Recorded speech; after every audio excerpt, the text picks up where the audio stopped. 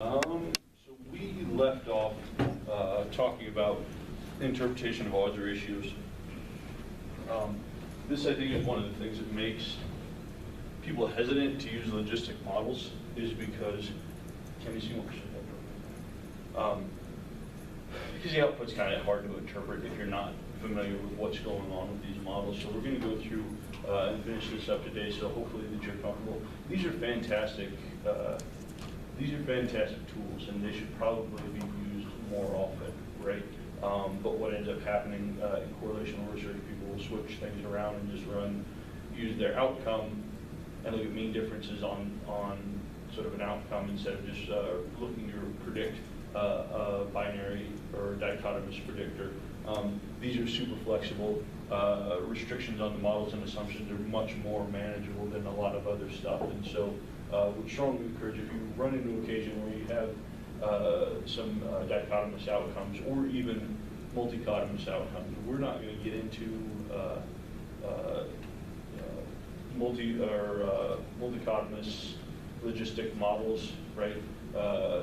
Where we've got an outcome, a categorical outcome with 3 or more levels to it. But what I'm going to do is I'm going to post up a worksheet so that it kind of walks you through how you might go through and work with some of that stuff. They'll also have a phenomenal chapter that works through multinomial logistic regression. And so certainly don't shy away from these models if they come up and seem like they might be useful.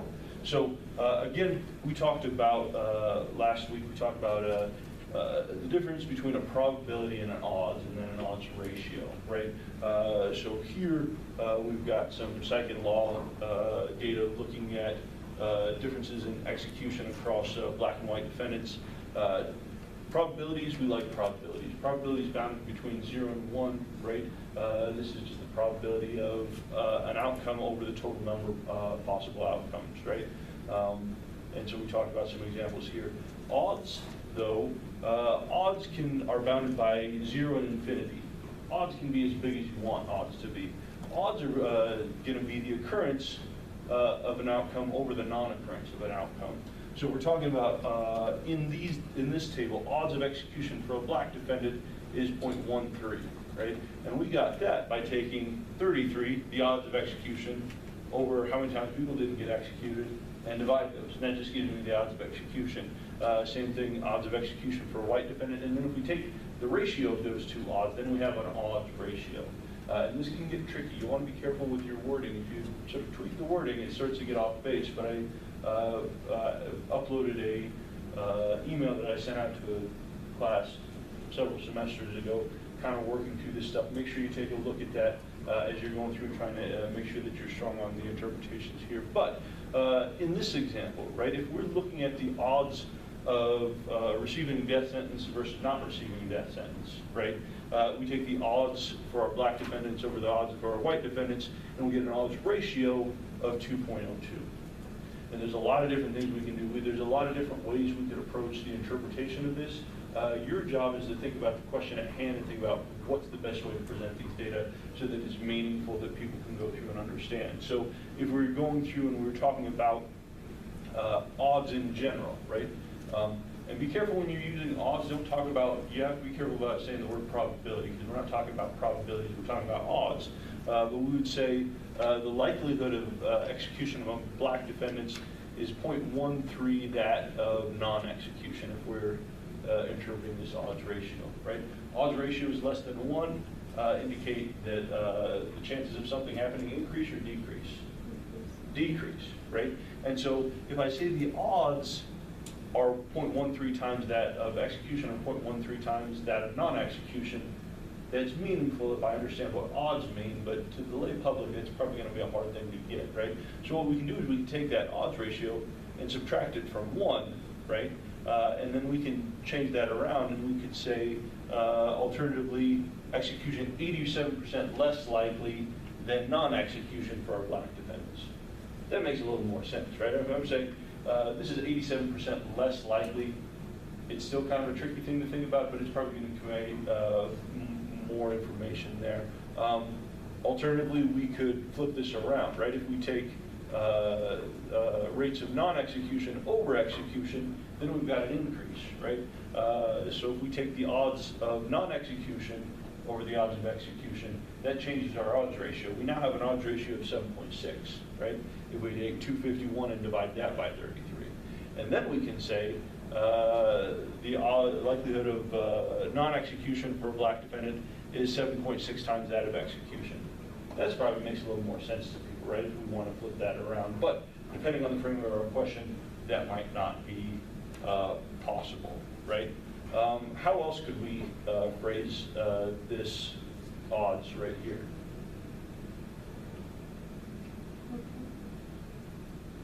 The 7.6 odds. How else might we communicate that?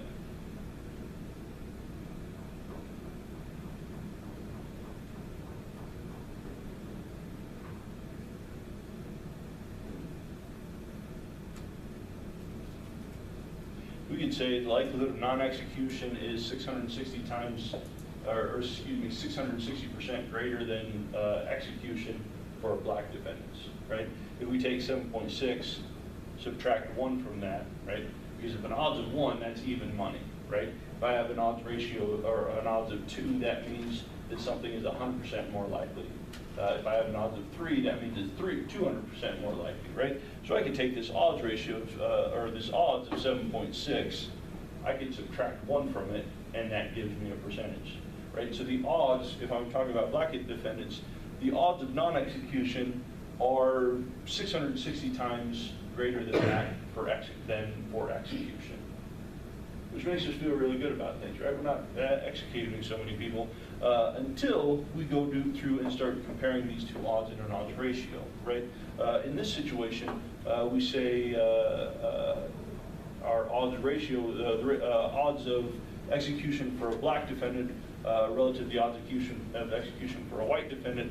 Now things start to look different, right? With an odds ratio of 2.02, we would say that the odds of execution for a black defendant is approximately twice that for white defendants. Now that seems less good, right? That doesn't seem fair at all. Or we could take that 2.2, we can subtract 1 from it, will give us an odds, or it'll give us 1.02. We'd say odds of execution for our black defendants about 100% greater than that of execution for white defendants.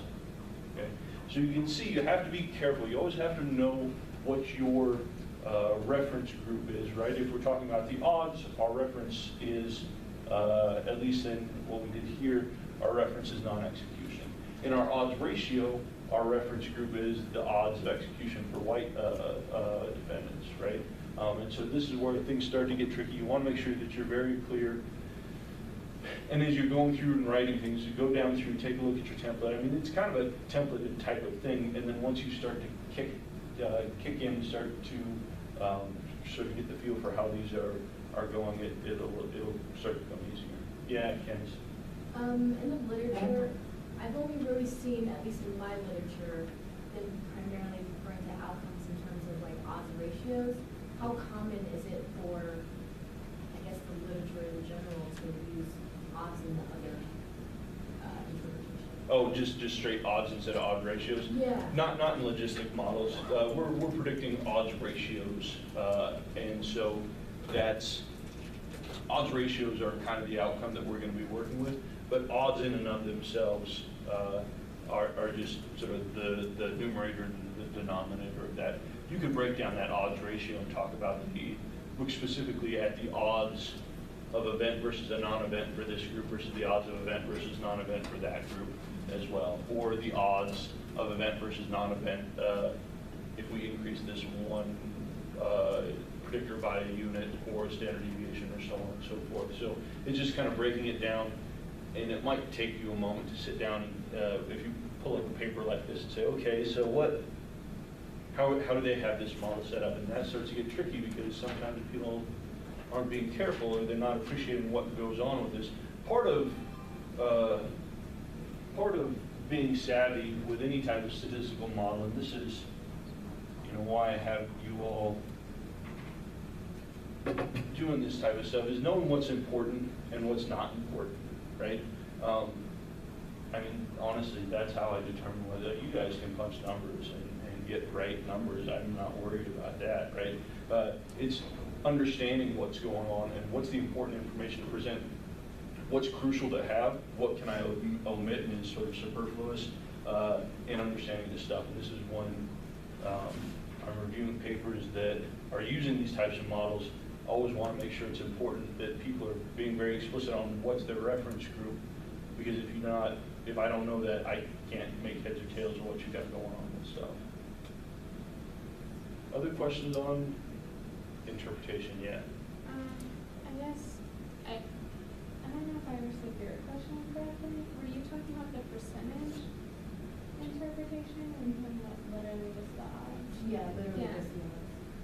In ours, I don't see a ton of the interpreting it with the percentages. Yeah, and you might, there's going to be some domain-specific stuff, right? You can do it, but if everybody in your literature uses this way of communicating something, then you don't need to do it that way. If everybody understands what's going on, but so we in my lab, we just submitted a paper looking at ability of a screening instrument we put together for the lab to detect things. There's in trauma literature, there's not a lot of information. We use screening tools all the time, and we'll take people's report that they've experienced X, Y, and Z as the literal sort of yes, this has or hasn't happened, but long-term stability of reporting trauma is questionable, or at least we don't have a lot of information on that, and we're pretty limited in looking at the extent to which reports on a self-report screener and checklist is consistent with the gold standard assessment later on. So it took some data from the lab and some stuff that we calculated in a number of different ways and went through, not doing logistic models in that, but just looking at reliability and validity of some stuff, but using things like sensitivity, specificity, positive predicted values, negative predicted values, positive likelihood ratios, negative likelihood ratios, a lot of statistics and things that are used in epidemiology and medicine a lot, right? In terms of if I go to the doctor and they give me a test for a condition, the test comes back positive, what does that mean? Right? And depending on how we're calculating things, that can start to change around. But these are hard, we don't use this nearly as much as we should, and so went through in this paper and tried to lay things out in sort of as a template, like, this is how you might talk about things, and this is how you might think about certain types of things. And not surprisingly, for things like disaster and physical assault, we're pretty poor predictors, right? But if we're looking at something like sexual assault, if someone reports sexual assault on a checklist, they've experienced sexual assault, right? But if someone reported a car accident, whether or not that's a criterion in trauma is hard, but we're a little less sure on that. And so I posted just the draft that we submitted to psych assessment for that. If you want to go through, take a look at sort of how you might think about it if you had occasion to work with data where we're talking about some predictive outcome, right? Like, so in working with terms like sensitivity, positive predictive value, negative predictive value, things like that. I mean, things didn't turn out great, right? But this is a case where it's kind of important. If things aren't great, that's good to know, because it informs sort of some of the inferences that we should be taking from research that just said, oh, we gave undergrads just a checklist and asked them about bad stuff that happened to them, and so 80% of our undergrads are experiencing significant trauma. Probably not that high, right? A good amount, but probably not that high. Right? So go through and take a look at that. I mean, you won't need that for anything, but I just posted that as I'm trying to put it trying to implement the things I bark at you guys about for all the time. So, other questions about odds before we move on? All right, cool. Just a quick review. When we're looking at, so chi-square tests end up being kind of the basic unit, one of our primary tests. I don't use chi-square tests a lot. Experimental folks, you guys do a little bit more. My stuff is just ends up being, are the people who we threw out different than the people who we left in type of thing. So is the sample of 200 different than the sample of 5 that I kicked out, which is a ridiculous thing to do, but people like to see that type of stuff. But if we go through and we take a look at our table here, we can run a chi-square test of independence on this. Our chi-square test of independence is looking for at whether or not we have some relation or dependence between a pair of nominal variables, okay? And so what our chi-square test of independence is doing is looking at observed frequencies to expected frequencies under the null hypothesis. Okay? So chi-square test is going to be the sum of my observed frequency minus my expected frequency and the square of that difference score over the expected frequency, right? My observed frequency are the values in these tables, like that's what I saw. My expected frequency is going to be the sum of my column total by my row total for divided by the total number of people in the sample for each cell, okay? Degrees of freedom in a chi-square are going to be the number of rows minus 1 multiplied by the number of columns minus 1. Okay? And so if we go through and put in expected frequencies for these, right? So for example, here, if I'm looking at the expected, if, under the null hypothesis, right? If ethnic racial background has no relation to whether or not someone gets a life sentence or is executed, what would we expect the frequency of execution to be among black defendants? Well, what we can do is we can take the total of our roll, which is or total of our column, which is 66. We can subtract. Excuse me. We can take our column total, subtract our row total, and divide it by. Is that right? Oh, multiply. Excuse me. Yeah, that's going to give me negative numbers. I take 66. Multiplied by 284 and divide that by 825, and I get 22.7, right?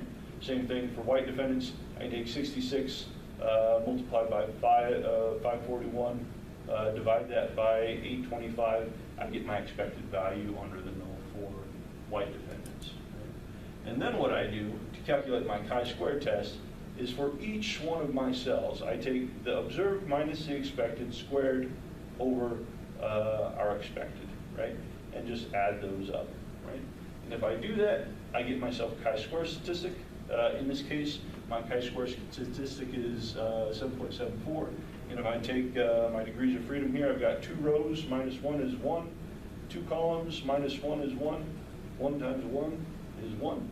So I got chi-squared test of independence with 1 degree of freedom. My critical value at p equal, or alpha equal 0.05 is 3.84, right? I obviously exceed the critical value by a good deal. I'm not sure what the exact p-value is, but I can go through and figure that out pretty quick. And so what we would say is, based on these data, we would reject the null hypothesis that sentence and defendant race are independent of one another. We have a dependency here. And then 2 by 2, then if you want to get into deep in the weeds, not deep in the weeds, so actually sort of seeing what's going on here, it's pretty clear what's going on. But sometimes with these contingency tables, it can be hard to see kind of where things are at. We can request an SPSS to provide us different types of residuals and things like that, so we can see kind of where things are going. So we can say, yes, X and Y appear to be dependent or hold a dependency. It looks like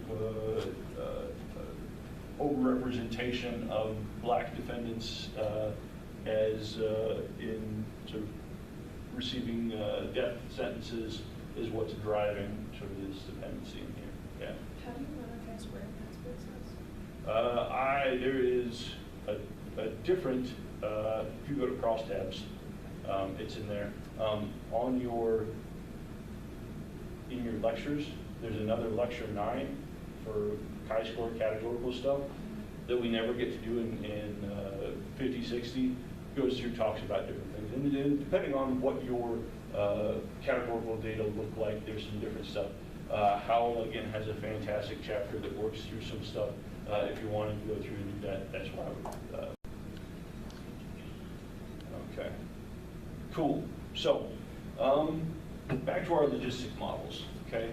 So, for our categorical outcomes, right, what we often want to do is be able to determine the probability of event based on a set of known predictors, right? Let's say I put together a question for my PSYC 1000 class, and I want to know what types of, can I predict who's going to get this question right and who's going to get it wrong, right? And so I might go through and I might take a look at GPA, year in college, past exam scores, different types of things to determine what's the probability of someone, can I predict the probability of someone getting this right or wrong, okay? But bad news is that our probability functions aren't linear, okay? Probability of y, probability is going to be bounded by 0 and 1, right? So I can't have values greater than 1, I can't have values less than 1.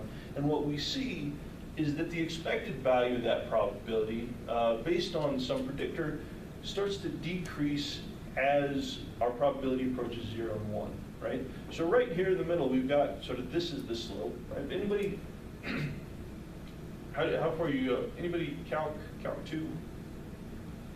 No? I guess. Okay, all right, ready?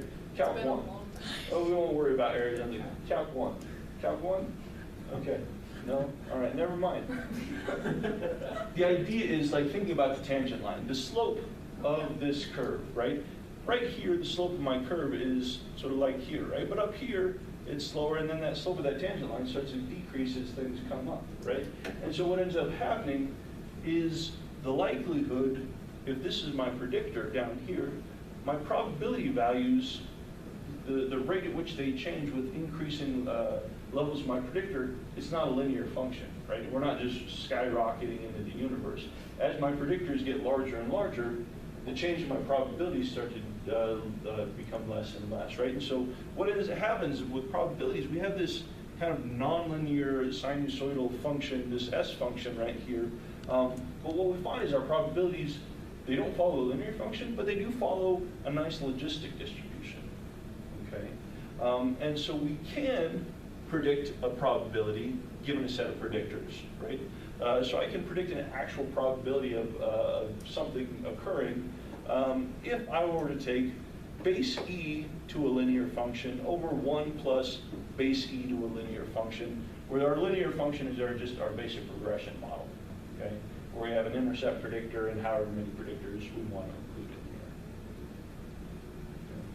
So I can't just use a linear model to predict this, right? Because that's not linear in its parameters. But what I can do is I can take, I go through and I plug my linear model into base e and then use my linear equation in the exponent of base e and do the same thing down here. Then I can actually predict an actual probability value that I'm sort of interested in, right? So there's, based on age, gender, year in school, and quiz 1 performance, I can predict the probability that someone gets this question right or wrong. Okay. And that's sort of kind of useful, right? That's kind of what we want. Right? People kind of see what's going on here? Okay.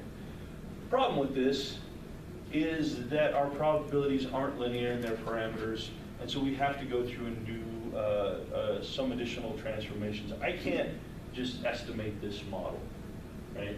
Because I've got my linear function that I know and love is stuck in the exponent of base e in a proportion that doesn't work out, okay?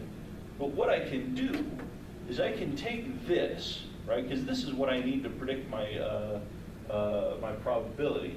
What I can do is I can go through and transform some stuff and set this, set my linear equation off so that it's my linear equation predicting something.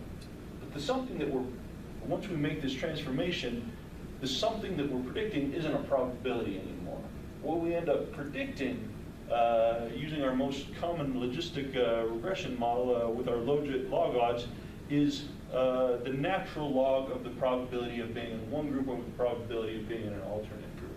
What we end up predicting in our logistic regression model is not a probability.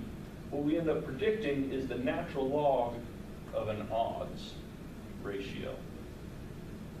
Okay. So the issue is what we think about this is we have to do some gymnastics, right? I don't know. Any of you guys have family members who like to just rig stuff. Like, we can never use a right tool for anything. It's got to be like cobbled together and sort of rigged up in some sort of type of thing. That's kind of what we're doing. Like my dad, like they never, like it's always like, oh, well, we do this. Use, like I need this tool back. I don't got that, but we've got these other things, and if we take these 7 steps, we can get there. Right? That's kind of what makes you very industrious and creative in terms of solving problems. That's kind of what we're doing here, right? At the end of the day, I'd like to know what's the likelihood that someone commits suicide, right? Or what's the probability that someone commits suicide? Well, I can't do that. But what I can do with some gymnastics is I can use my regression model to predict the natural log of the odds of someone committing suicide versus not committing suicide. And then I can go through and use my linear model that we know and love to predict this. Okay? And so with our logistic models, what we're doing is we're using a linear regression equation to predict the natural log of an odds ratio. Okay? And so our logit, right? This is our logit or our log odds. This thing right here is linear in its parameters. Like this function, if I'm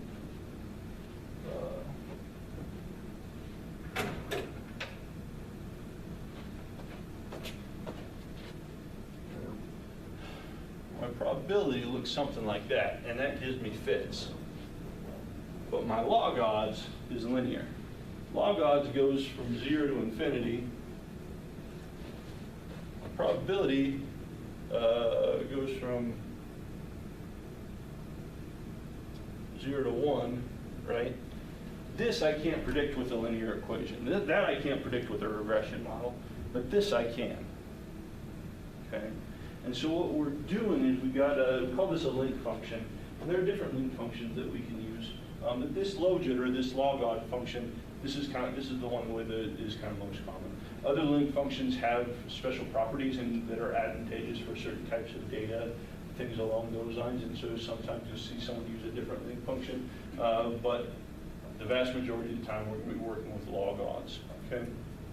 And so this logit is what we use to determine the odds of being in a particular category versus another based on a linear combination of predictors. And so this is going to be different than with our standard linear regression that we've worked on to here, because to this point, we've got a regression model, right? And then we just plug in values for our regression model to get an expected value of y. And that's what I expect this individual person in the case to have. In this case, what we're going to do is we're going to plug in individual values of our individual predictors, but instead of getting what we want or something that's interpretable, we're going to get a log odds. But then what we can do is we can take that log odds and we can transform it into something, back transform it into something that's going to be sort of interpretable and useful. Okay?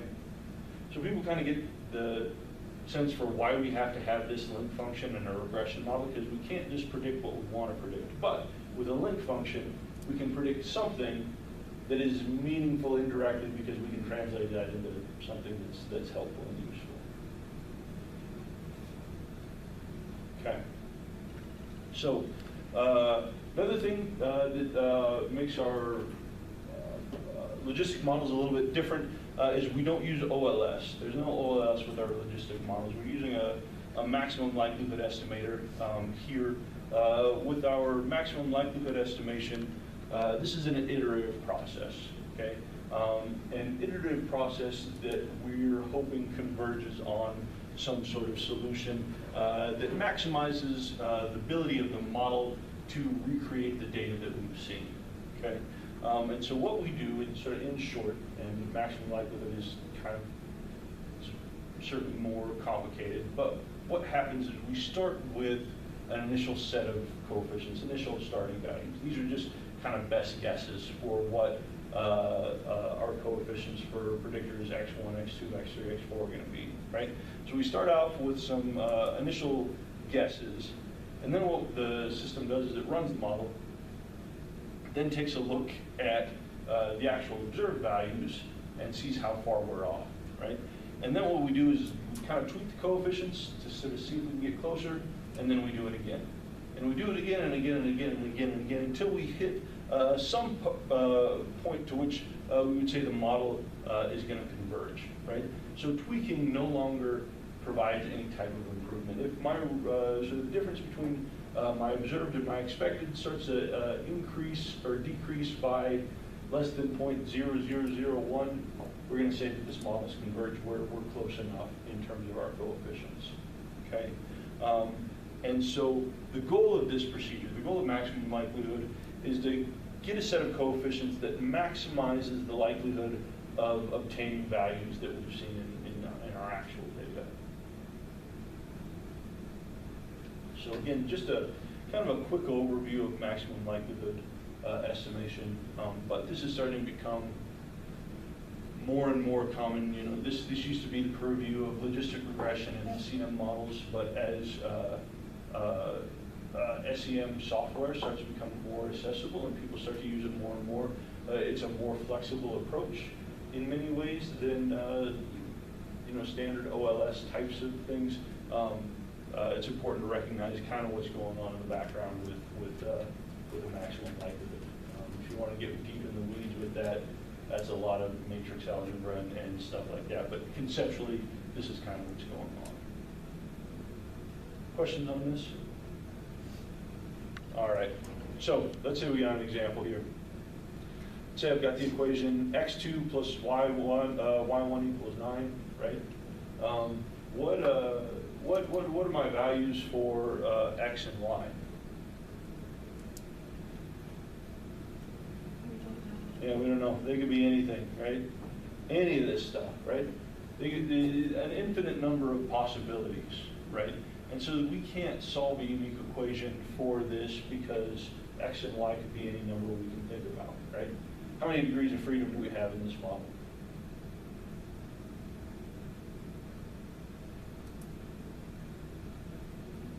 What do you think, Angela?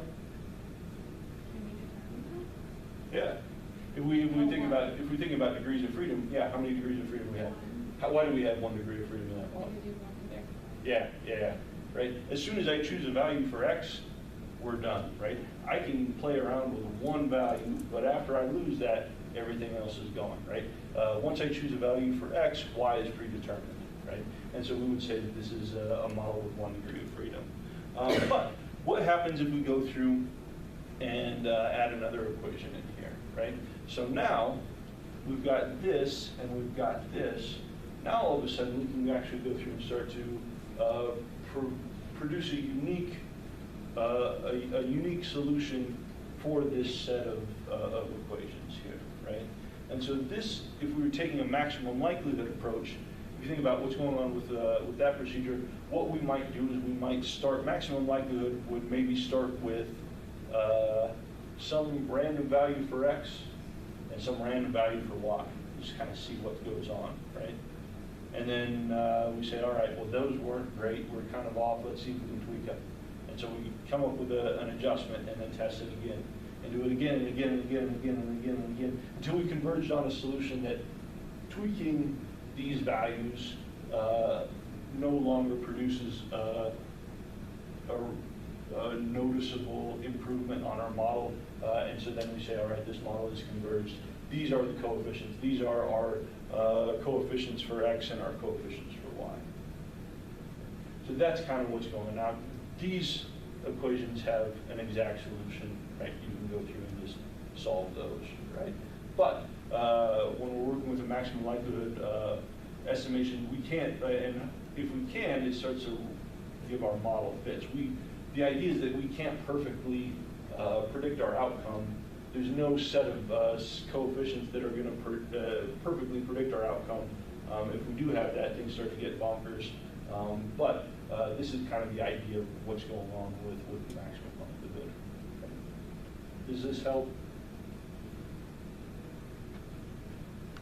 All right. So if we're looking at our binary logistic models, we also see these sometimes called binomial logistic regression, right, or binary logistic regression. Our outcome is going to take on two values, 0, 1, right? We've got a dichotomous outcome. And so what we want to do with this model is we want to predict the odds of falling in a criterion versus a reference category given our best linear combination of independent variables. Okay. And so this is so important with these models. Your interpretation of your coefficients are going to depend on what level of your categorical outcome you're setting as your reference group. And this starts to become important, right? Again, this is something I'll ding people in on papers, is they're predicting their reference group or something that should be a reference group and setting their actual group of interest, their criterion as the reference group, which is fine. You can do that. Mathematically, it doesn't make a difference, but it starts to become weird as you're talking about it, right?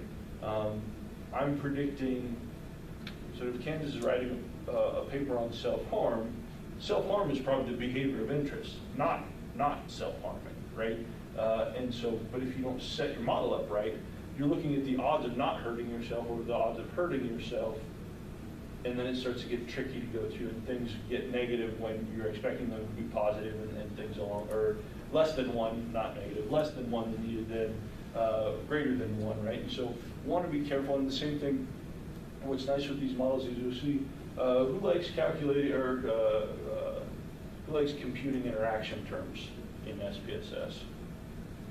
You know, I hate it, but it is kind of a pain to have to go through and do. These models we go through in SPSS, I'm not sure why I won't do it in regression, but in logistic regression, you don't have to go through and calculate an interaction term. It'll just build them for you, right?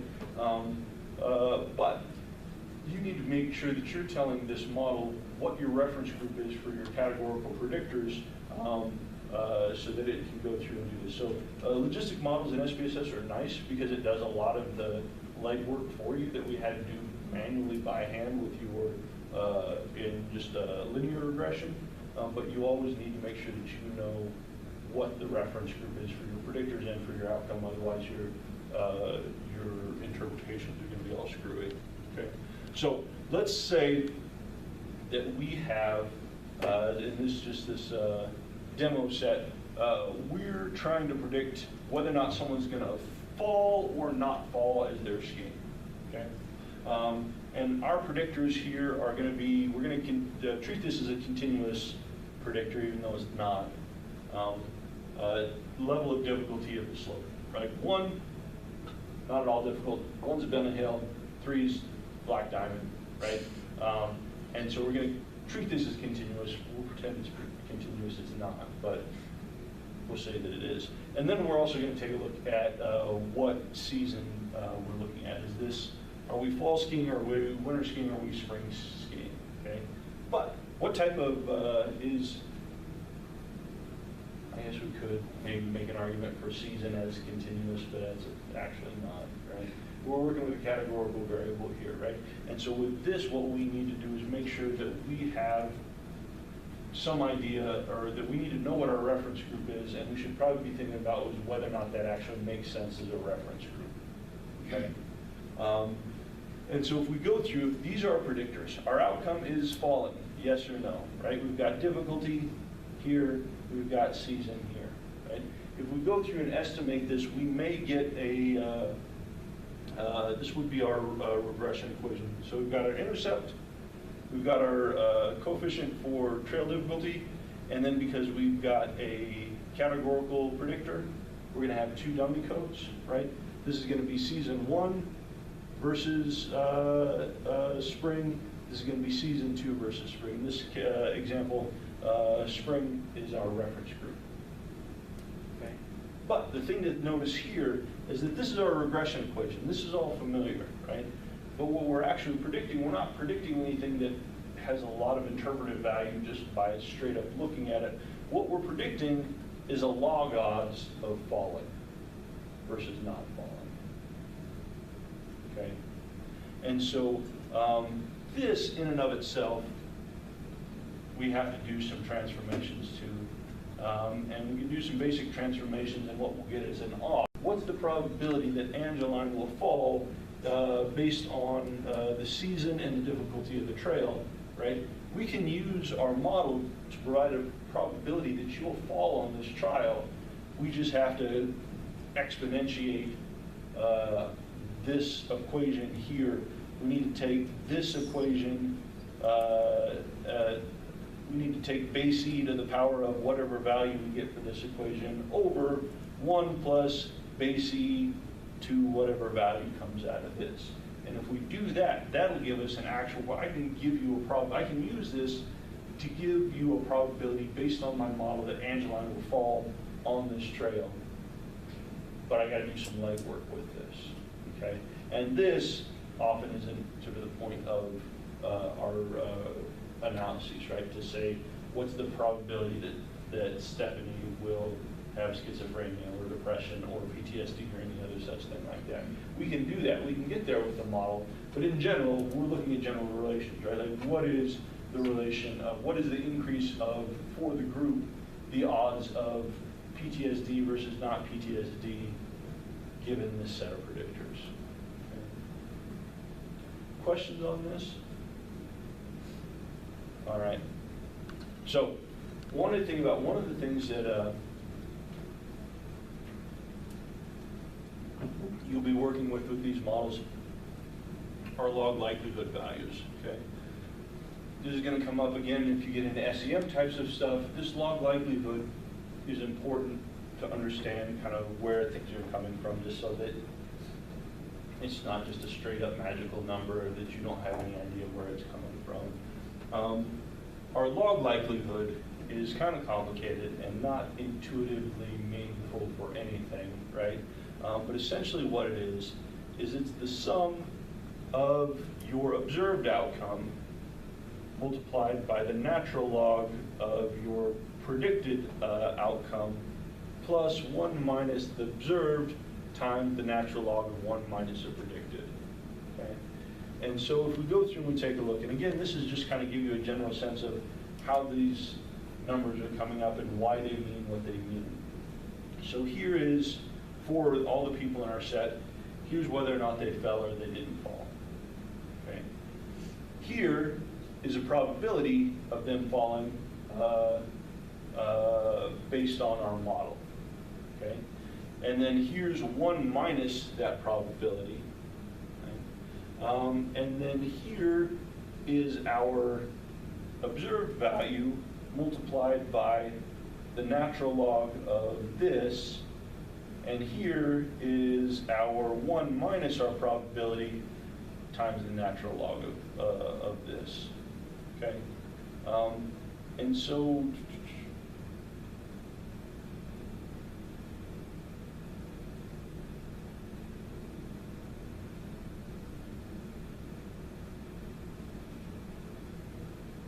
I think that should be, Candace, can you have me go through and check this slide? I think that this should be the natural, this should still be the natural log of, something's not matching up here.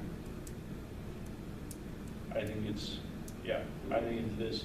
This should be 1 minus that right there. But anyway, basically what you can see is, so let's take, for example, we've got 2 people on these first cases. These are both people who fell, right?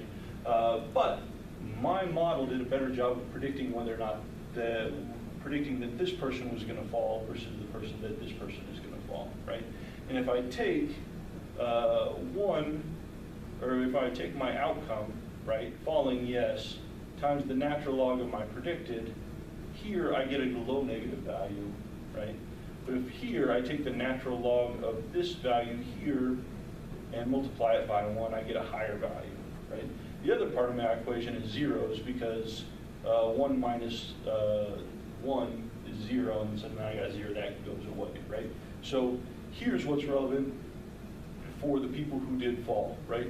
And we can see we have a larger negative value in terms of the absolute value of our negative number here is larger the farther off that we are from prediction, right? Alternatively, if we go down here, drop down here to look at, so we got 2 people who didn't, okay, here, 2 people who didn't fall, right? So here I was off base, I was kind of just right, so I was kind of farther off here, right?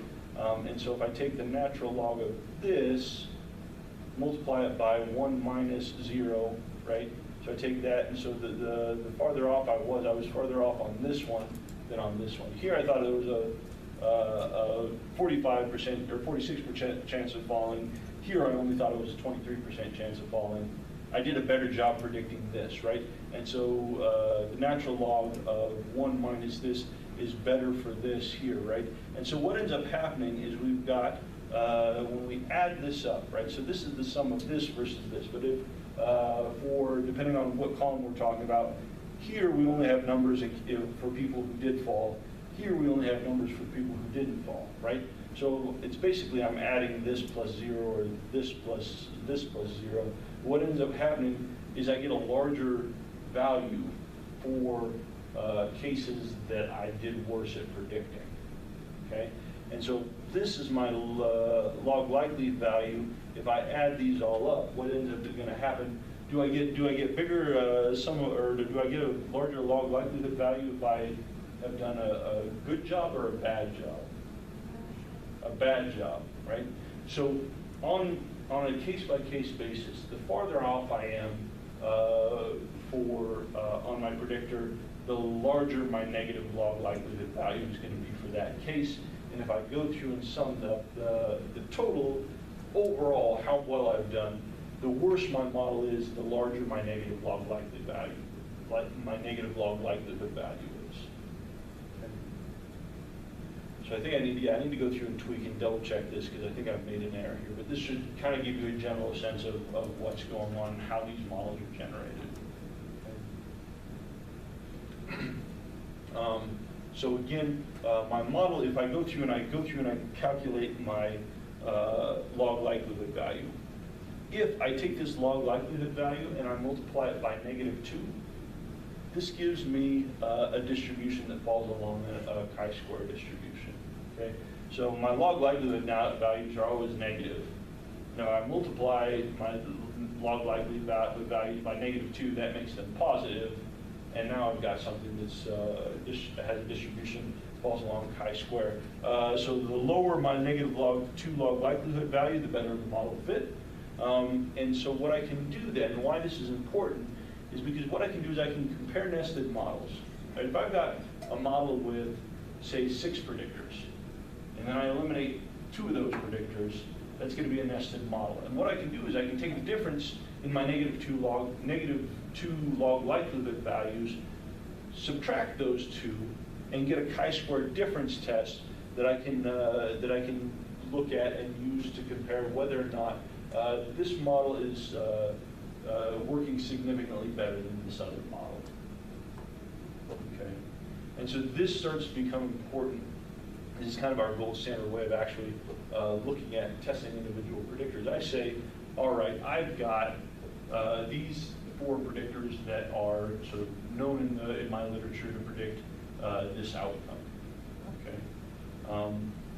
Candice, what are maybe 2 or 3 predictors in your field that are pretty consistently related to occurrence of self-harm? Occurrence of self-harm? Yeah. 2 or 3.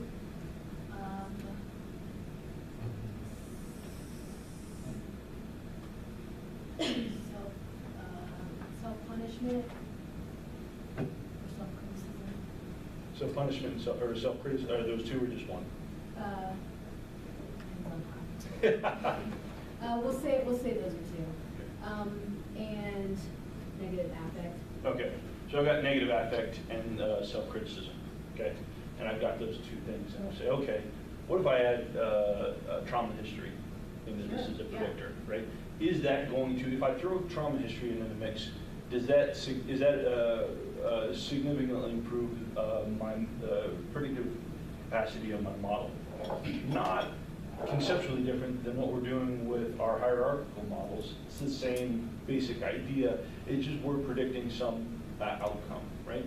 But what I can do is I can take my model with my larger model, right, with all 3 of those variables, and I can compare the negative log likelihood of that model with the negative log likelihood value from my model with just the 2 predictors, And I can test those two things to see if the addition of this extra predictor significantly improves overall model fit. And if it does, I'm saying, cool, it's a good predictor. And it looks like this is a contributor to predicting self-harm, the odds of self-harm versus non-self-harm, right? Or I can go through and I can say, all right, here's trauma history, family history of self-injury, and then something else.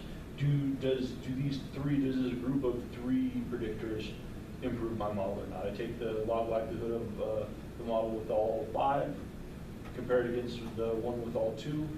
Take the difference of those -2 log likelihood values and just look at it a chi-square difference test with the difference in the number of predictors at 3 degrees of freedom, and I can tell you whether or not the inclusion of these additional predictors aids in the prediction of sort of whatever my outcome is. People comfortable with this? All right. So what we want to do, right, and so I sort of flagged a couple of you on this when we were on one of the past assignments. Had a model that said, talking about models as being inadequate or adequate or something along those lines, right? Wanting to be careful about that because adequacy is a very subjective term. I don't know, it sort of depends on what we're trying to do with our model, right? And so we can go through, and our test of statistical significance doesn't tell us much about the adequacy of a model, right? If I got a bunch of people in my data set, all I'm doing is seeing whether or not sort of some value is reliably different than 0, right? That might not be meaningful or helpful just because I have a significant model. In this case, it's going to say, does my model predict better than just guessing at chance? The answer might be yes, but that might not mean that you have a great model, right? And so wanting to go through and think about what are the objectives, what are the practical objectives of this model, and then is this sort of meeting my criteria, regardless of whether or not it's a significant model, is this going to be helpful for what I want it to do, right? And some ways we can go through and do that is start looking at evaluation of correct classification. So here in my falling example, I did pretty good, right? I mean, I've got 80% of my cases correct, right? So based on my model, I can predict correctly, look like I'm correctly predicting about 80% of the cases, right? But we can also do other types of things, and this is things that I layered into that submitted manuscript posted, starting to look at different criteria. And depending on how you're looking at things, we start to get different answers. And so you want to be, with these things, be very clear about what it is we're looking at. If I'm looking at sensitivity, right? Sensitivity is my ability to correctly identify criteria, right? So does my test, does my model capture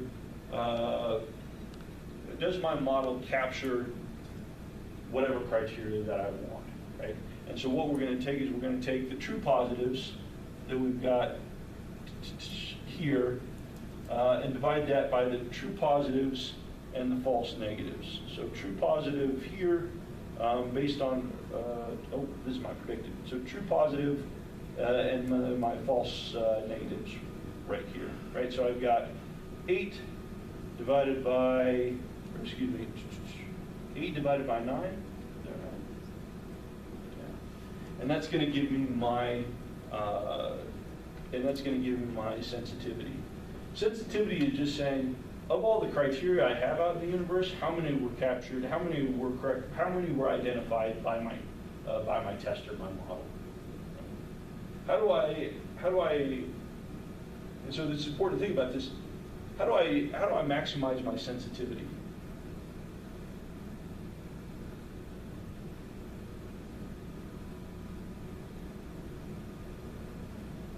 So I want to have a test that captures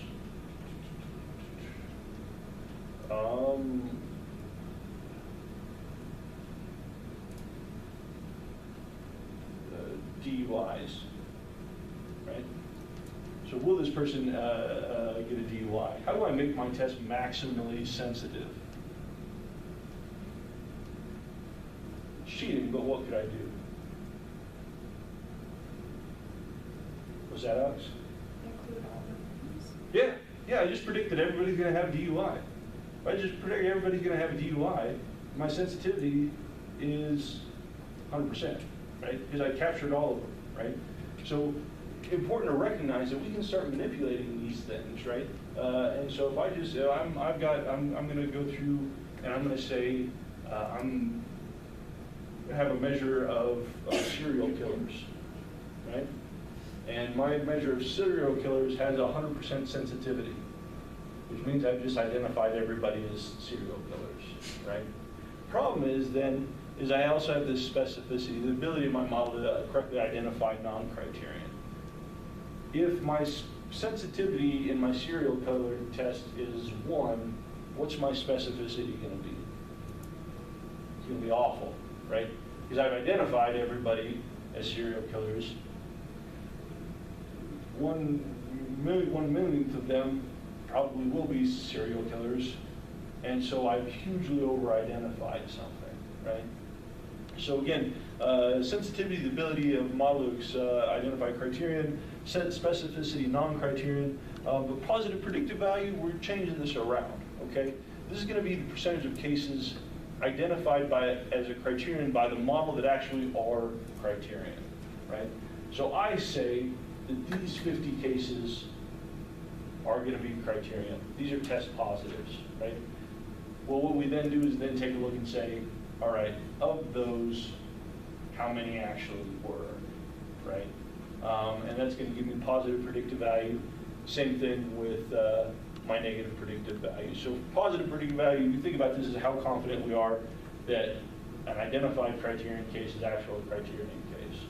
So in my screening paper, right, I say my positive predictive value, or my sensitivity value is going to be of everybody who reported a sexual assault, how many do we capture by the screener, right?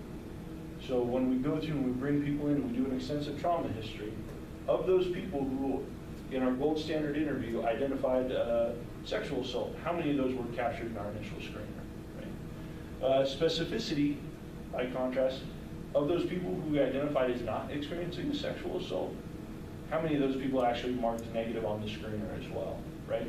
So here, what we're looking at is of everybody who who was an actual criteria, how many would we get? Positive and negative predictive value, flip this around, say of everybody who my screener identified as having experience of sexual assault, how many of those individuals actually did, right? And of everybody on my test who denied experiencing sexual assault, how many of those were accurate, right? And so here, positive and negative predictive value are oftentimes kind of what we would typically think about as being more important, right? Because it's letting us know that it's basically looking at the accuracy of our model in its prediction or non-prediction of cases, right? I sort of screwed up my thing here. My sensitivity specificity is looking at what percentage of true criterion were actually identified by the test, what percentage of non-criterion were identified as non-criterion by the test, okay? So let's say I have a test for Ebola. I want that to be super sensitive, right? Like, I don't care about my specificity. I'm fine, I'll over-identify cases, right? But of those Ebola cases out there, I want this test to capture everything, and then we'll kind of sort out stuff later on the back end, right? Or specificity, right? Let's say I've got an incredibly invasive and dangerous treatment, right? And it's effective, but it can hurt people, and I don't want to be providing it to people who don't have what it is that we would be treating.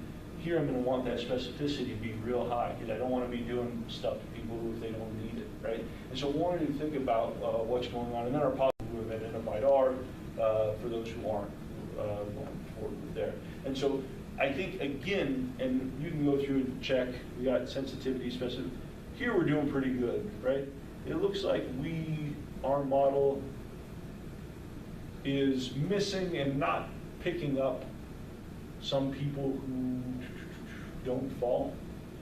But otherwise, this is looking pretty good, right?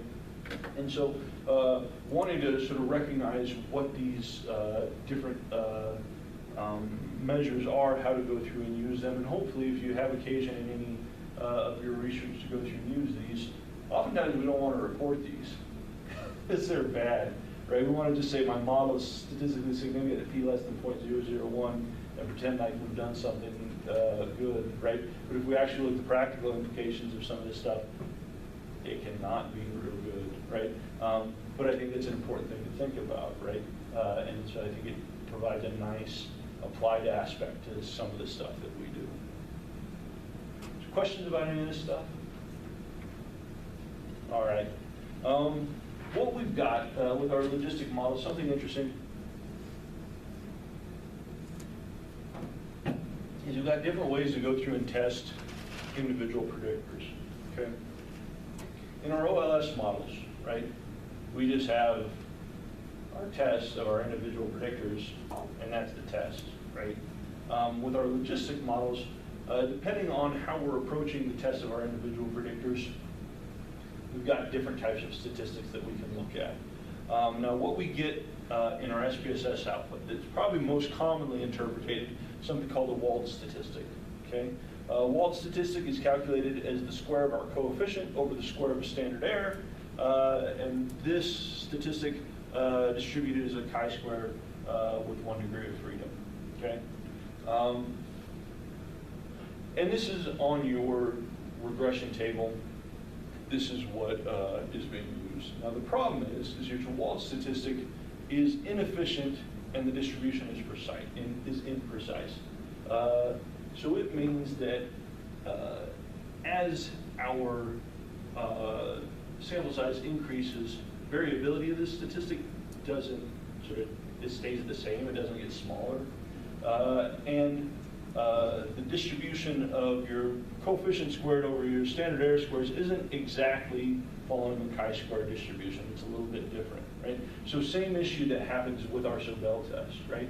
Sobel tests in mediation, the problem is that we've got an approximate standard error, but the distribution, we're using a normal distribution to test this, but the actual statistic doesn't actually fall in a normal distribution, so it's an approximation. And so what ends up happening is we get overly conservative tests, right? Same thing going on here, our simulation research indicating that our Wald statistic associated with elevated tube type error. And so what ends up happening if you've got in your logistic model, if you've got a test that's got a marginal p-value, right, you're 0.055 based on your Wald, it's tough to interpret that because of problems that we have with this statistic, right? So even though this is the most commonly reported test of individual predictors, know that this is problematic. It's an approximation, and things get super fuzzy as we start. Same thing, you know, as we start to get sort of those borderline values, like, oh, and particularly if you run into people who want to say, oh, this is statistically significant, not statistically significant, have some issues there. Okay? So the other thing we have, and this is kind of our gold standard, is our log likelihood difference test. Okay, here what we do is we calculate the difference in our -2 log likelihood for our model with and without a predictor. This is precise. All right. What we're going to do if we're looking at individual predictors, we look at our difference in our -2 log likelihood for our model with and without the predictor, and then test that value against a chi-square distribution to determine whether or not this variable or this predictor is uniquely associated with our outcome. Okay, and this is going to be our preferred method for testing the statistical significance of a test. Like this is good. This is sort of spot on. This is kind of a horseshoe. Yeah, or it's about, right? So if you're going through and you've got predictors that are very clearly statistically significant with your Wald, fine, whatever, right? But if you have a situation where you're wanting a much more precise test, -2 log likelihood is going to be kind of the gold standard for that. And then we also have something in our output called a score test or a Lagrange multiplier. This is also looking at the change in your model, given the inclusion exclusion of a predictor, but the estimation is a little bit different. It's not doing a -2 log likelihood test. It's sort of taking a little bit different approach. And so this generally falls intermediate in between the wall and the -2 log likelihood difference test. Honestly, I'm not sure. Off the top of my head, I can't think of a reason you would use this, because this is, I mean, you would just do that. And why would you just, if you had questions about this, why you would, well, this is kind of weird, so I'm going to use this before I just sort of take the time to just sort of test it appropriately anyway, right? So, but know that this is what's going on in your output. You'll get, in our binary logistic models, you'll get this and you'll get this. Kind of have to do this by hand. Unless you want to go through and run this all in a multinomial format package in SPSS, and then it'll give you that anyway. But you can go through, if you start working around with those models, you can take a look at that. So a little bit confusing because we've got multiple tests of individual predictors, but these are characteristics of each. All right, so interpretation of our coefficients. So remember that what we're predicting is not a directly interpretable outcome. What we're doing is we're predicting the natural log of an odds ratio, okay? And so when we're looking at our individual coefficients are telling us the expected change in the natural logs of an odds ratio given a 1 unit increase in predictor, so on and so forth, right? So that's typically not what we actually go through and interpret. But what we can do is we can go through and we can exponentiate these coefficients to turn it back into an odds ratio that makes it amenable to interpreting as an actual odds ratio, okay?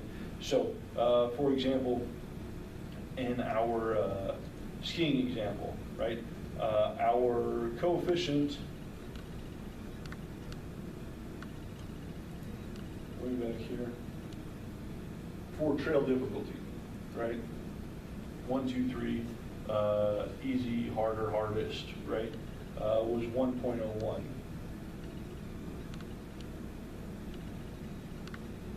And so what we can do is we can take this, right? So this is saying that per unit increase in trail difficulty, we see a 1 point increase in the natural log of the odds ratio of falling versus not falling.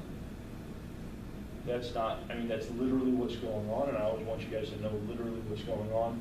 Please don't ever put that in a problem set, because that's not meaningful. What we would do, though, is we can exponentiate this out. And so we can take our coefficient, take base e to the power of 1.01, which gives us our exponentiated coefficient here. In this case, it's going to be a value of 2.75. And now what I've done is I've taken that coefficient that did correspond to natural logs of an odds ratio, and I've turned it into just my basic odds ratio that I can go through and interpret, right? And so how I would interpret this, I could say the odds, holding other predictors constant, the odds of falling versus the odds of not falling, multiplied by 2.75 for every unit increase in slope difficulty. This multiplied piece is important, okay? Because what ends up happening is we start seeing exponential increases with stuff. This is not a linear scale, okay? So we've got 3. So we've got here, if I were to say, if Angeline goes from bunny slope to an intermediate trail, her odds of falling versus not falling are 2.75 times greater, right? Or I could say her odds of falling versus not falling are increased by 175%. Okay. But what if Angeline jumps onto a double black diamond, right? She jumps up to a 3, right? Then what we've got is we're going to have 2.75. Instead of 1 unit we've jumped up, now we've got 2. So we're going to take 2.75 to the second. Okay? And if I do that, 2.75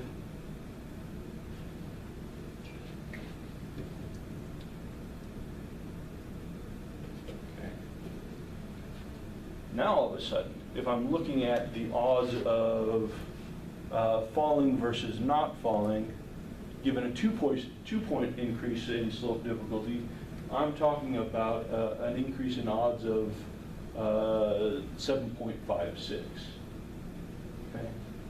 Or a 656% increase in the likelihood of falling versus not falling with a 2-unit jump in slope difficulty. Okay, so this starts to become important. All right, what we'll see if we've got continuous predictors. I'm measuring something on a 0 to 100 scale, right? I might see that I've got this is a significant predictor, but my odds ratio is 1.02. Okay. What is someone tell me what this odds ratio of 1.02 if I'm talking about, let's say we've turned trail difficulty not 1, 2, 3, but 0 to 100 difficulty. What does this odds ratio tell me?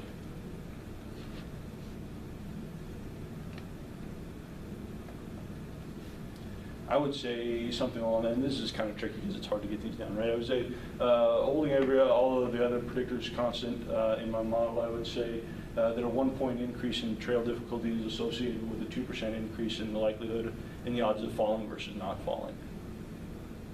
2% increase doesn't sound like a whole lot, right? But remember, this is a 0 to 100 scale.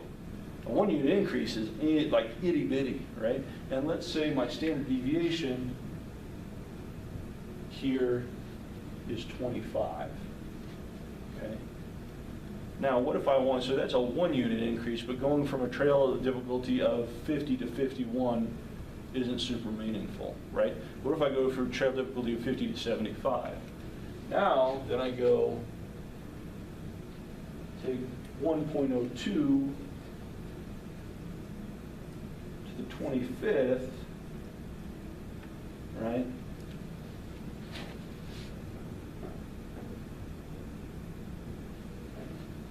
Still not huge, right? Oh, I mean, it's pretty sizable, right?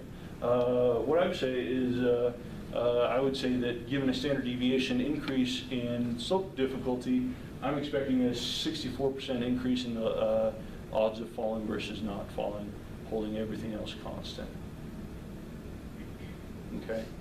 And so wanting to be sort of aware of what's going on in these models and how, and so when you report this, that can look really, really small, but remember that if you have very, very fine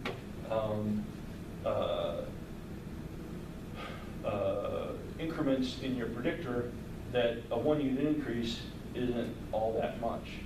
But with these logistic models, we're increasing power exponentially as opposed to just sort of linear. So it's not going to be 25, or excuse me,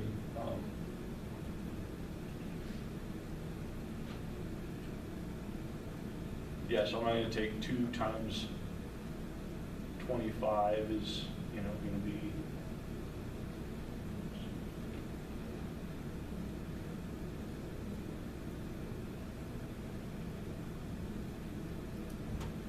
yeah, you get yourself into trouble if you start multiplying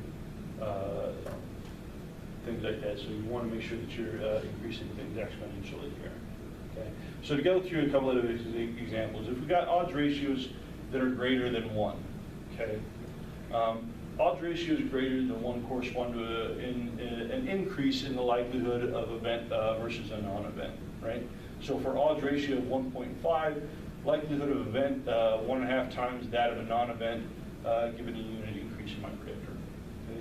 I could say, alternatively, the odds of event versus non-event are increased by 50%, right? But if I go through and I take a 5-unit increase, right? We go 1.5, take that to the 5th power, right? What I'm working with now is an odds ratio of 7.59, right? And so I would say with a 5-unit increase, I've got a 659% increase in the odds of event versus non-event. Odds ratios less than 1 start to get a little bit tricky in that we're going to get a decimal. And so, for example, odds ratio of 0.8, likelihood of an event, likelihood is 0.8 times that of a non-event. Excuse me, likelihood of event is 0.8 times that of a non-event given a unit increase in a predictor. But we're talking about a fraction increase. Like if it was 1, that's even money, right? If I'm saying the odds of occurrence are 0.8 times that of non-occurrence given a unit increase in my predictor, what I'm actually saying is the odds of decrease. But if I'm saying the odds of something happening are point something times that of not happening, that can be kind of a confusing thing to think about, right? And so what we can then do is go through and flip this around. If I take 1 and subtract 0.8, I can say, alternatively, odds of event versus non-event are decreased by 20% per unit increase in my predictor. Or if I went through and I took a 5-unit increase, what I would do, take 0.8 to the 5th,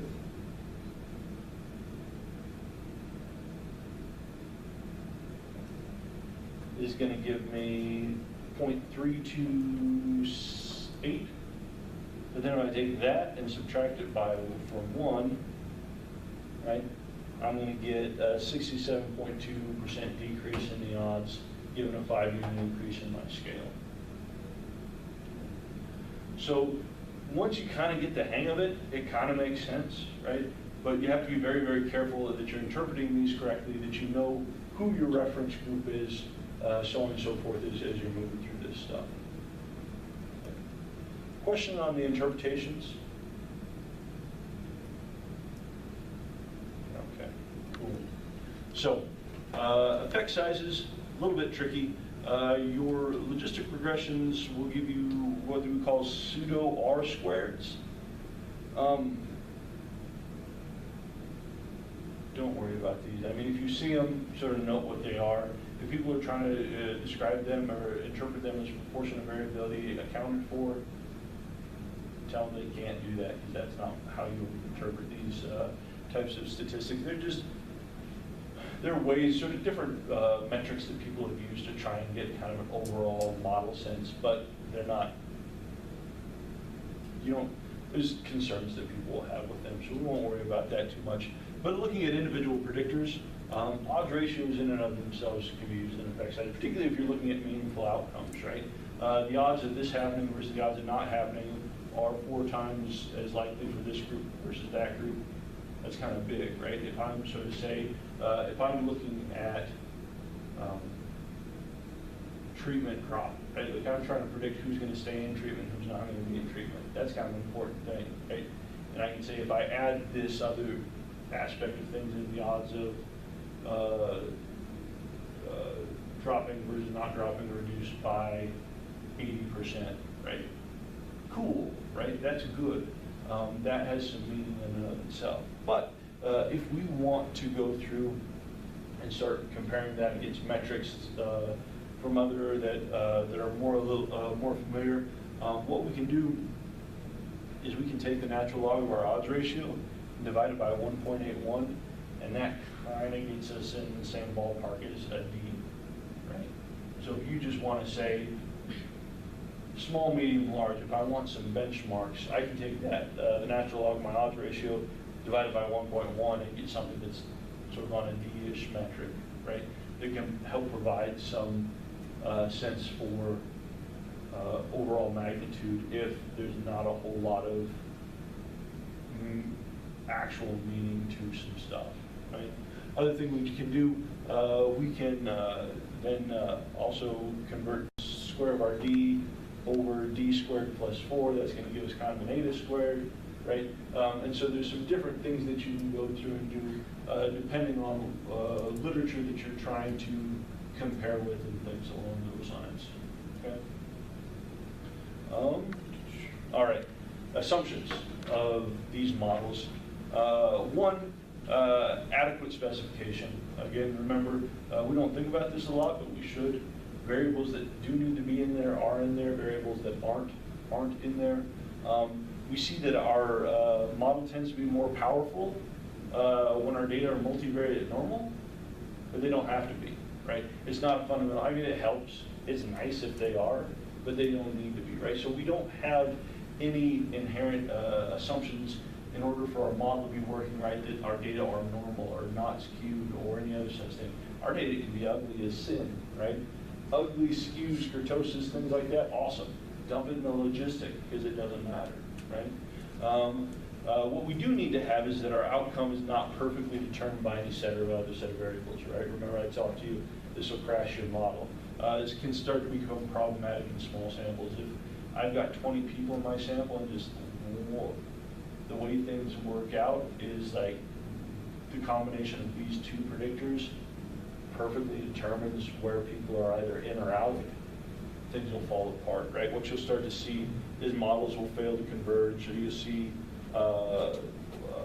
large parameter estimates with large standard errors. Like, if you're paying attention, you should notice some of this stuff is going on. Okay? Need to have similar to chi-squares, right? If you use chi-squares, Sam, you probably use chi-squares. Alex, you guys using chi-squares? Experimental stuff? It's like I'm all Okay, right. So looking at this stuff, always want to make sure that you've got reasonable representation, right? You don't want a bunch of cells with nobody in them, right? For our logistic models, we want to have our all of our expected frequencies greater than 1, and we want to have less than 20% of cells having expectancies less than 5, right? So pretty easy. If you've got reasonably large samples and you aren't looking at incredibly rare outcomes, this isn't too bad. What we want to do is go through and look at contingency tables, looking at our categorical predictors by outcome. Okay. Linear relation between our continuous predictors and our logit. So what we're going to do is we want our continuous predictors to have a linear relation with our log odds, okay? Because again, what we've done is we've taken this probability model and transformed it, switched it all around, but we're still working with a linear model, right? We've just transformed our outcome. And so what we need to have is that if this is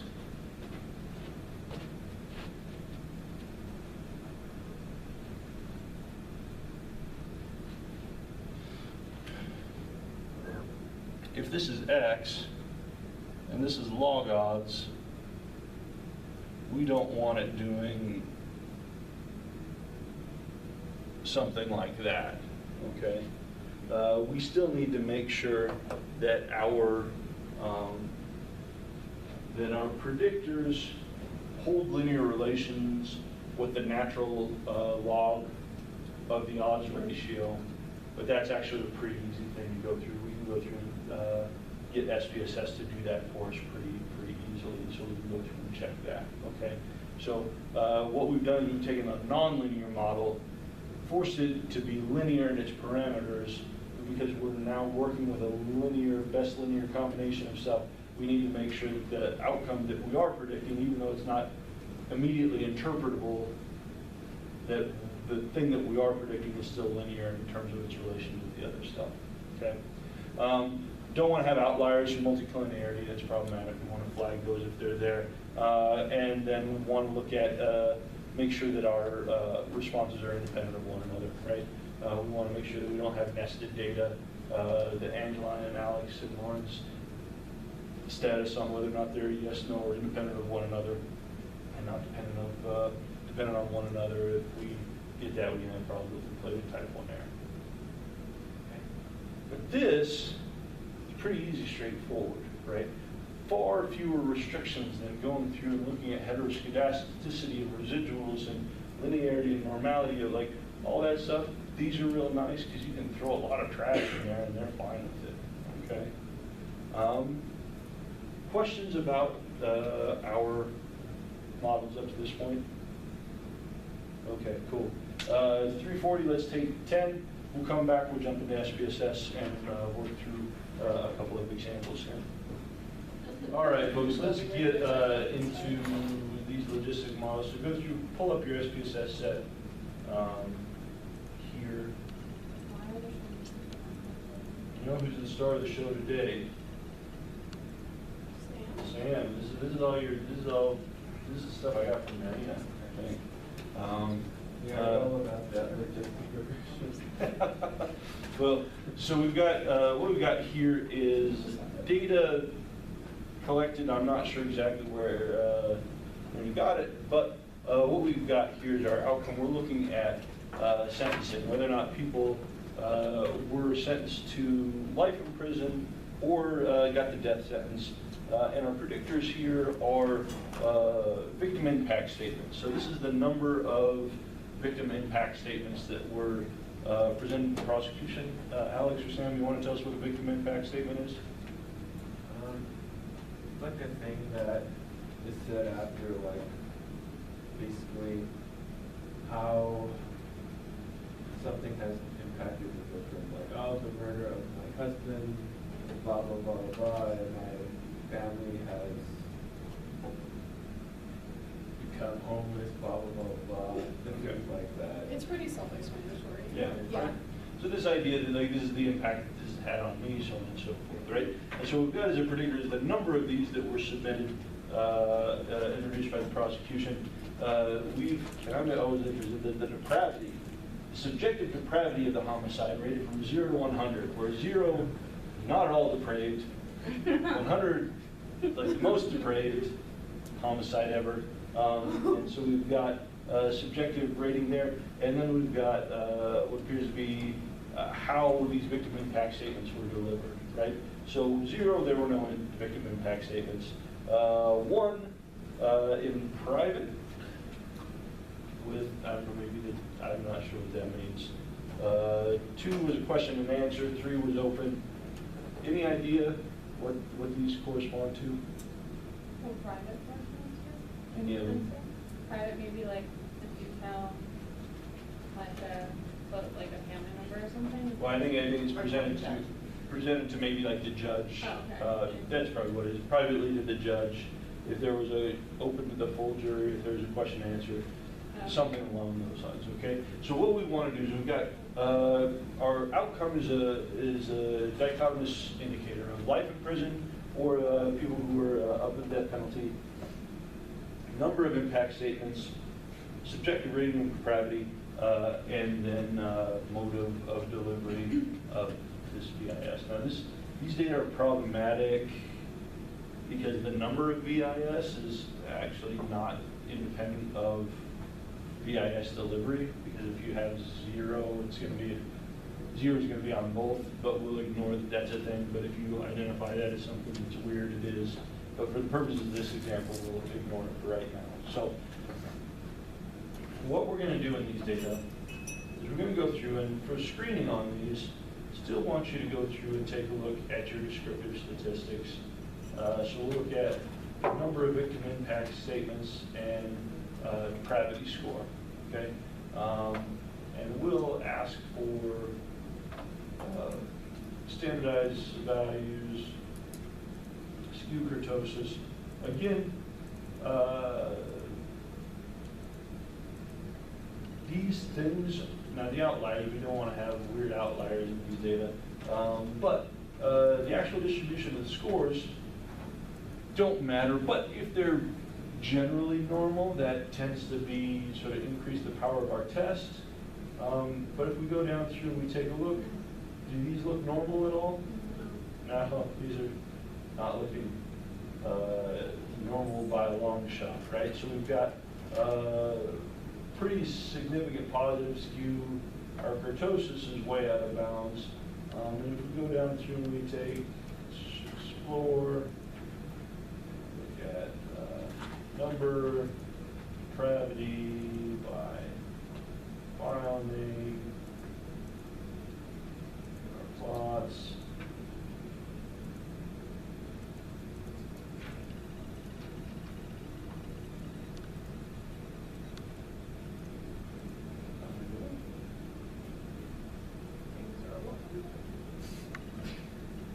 Okay, just thinking about it, the Apple IIe here. Oh, wow, okay. So, in these data, even though we've got a pretty terrible skew on number of impacts, you know, we've got someone who's got a value of 14 in there, right? This is something that we would need to address, right? So we've got up to 6 and then something way, way out there, right? So we would want to go through and address that. What might we do to address that?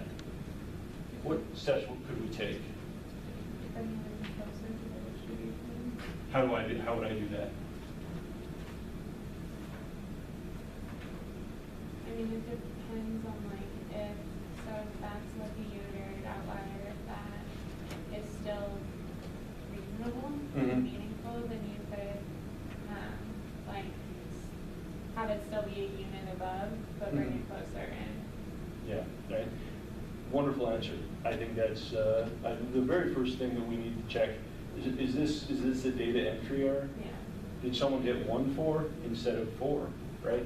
We want to go through and make sure that that's actually a real value. Right. If it is, though, if this is a case where this judge allowed 14 different impact statements, that's we can't have that. That's going to be problematic, right? And so what we want to do in this case, because it's just one, right, that's hanging way out there, probably what we could do is we could smooth that in, right? We could set this equal to 7, right? And then just make a note that we have one case. There's a whole lot of these out there. We just smooth that over so that use the smoothing procedure to set it a unit larger than the next largest one in the distribution.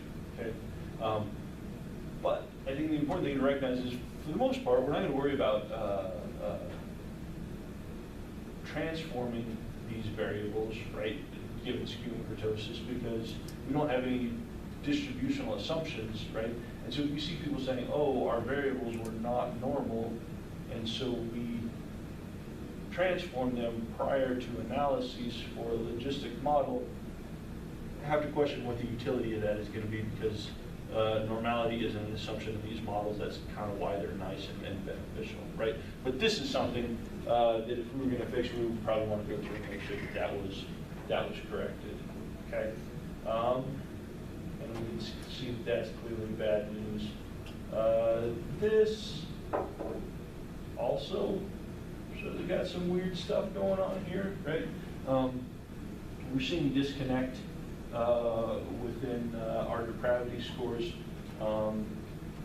They tend to be not so great, and then we've got 40. That one value that's way out there is kind of problematic. Again, we want to go through and make sure that that was something that was not a data entry error, right? And then maybe want to think about bringing that in sort of a little bit higher. What we might find, right? What we might find is the person who has 14 impact statements. Oh, no, it's not. Right. I thought it might be the same person uploaded. And then sort of we always want to think about, like, is this a case that we want to have in here, or is this just a weird kind of outlying case, right? When we're going through taking a look at our data, and again, I'm not sure where Second Law Lab pulled these data from. They're kind enough to donate. But if this is something that sort of the circumstances of the case are just not going to be representative of what we're trying to capture, want to go through, think about taking a look and getting rid of those, right? So there are some things in terms of outliers that we might want to go through and take a look at here. Because again, if we go through and go look at our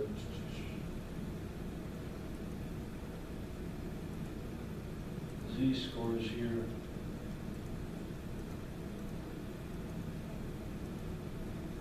so we've got Z-score is a 6. And we've only got 123 people in the case. I mean, so we've got a reasonably large, I mean, we're not working with a sample of 20, but still probably, if we're gonna go through, want to do something with these cases, right? So, yeah, we got something like a case that's way out here on number. Right, we got sort of a trailing in, but we might want to go through and adjust those a little bit. Okay. So, concerns in this set in terms of outliers, but the distribution of the variables of in and of themselves is less of a concern because that's not a fundamental assumption of the model, right? But outliers want to make sure that our model isn't getting slammed around because we've just got someone who submitted 50 impact statements or something along those lines, okay? Other thing we want to do in terms of our screening, want to go through and make sure that we've got reasonable representation. So what we're going to do is we're going to go to descriptives, and we're going to go to crosstabs. And we're going to want to take a look at our sentencing variable crossed with our categorical variable, okay? What we want to do is we want to make sure that we don't have low expected values, that we've got reasonable coverage. And so we can go up and go to statistics, and here, Alex, is where your chi-square is. But we'll just go through and ask for expected values.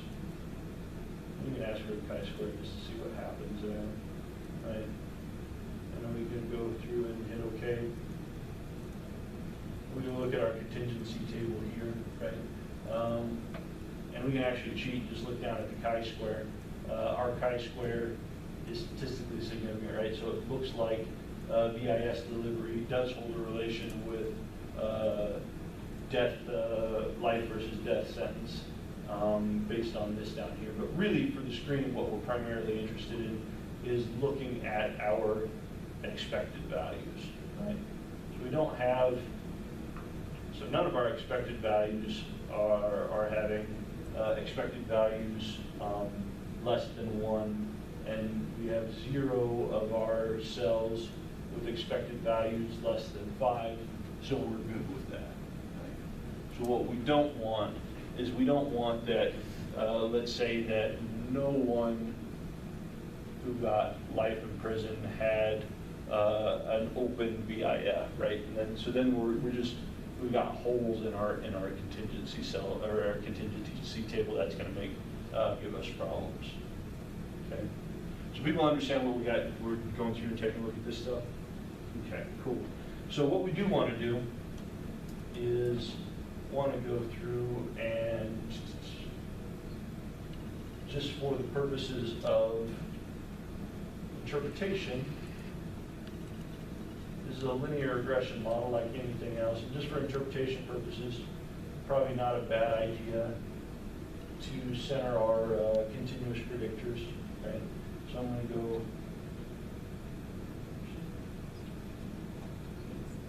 compute.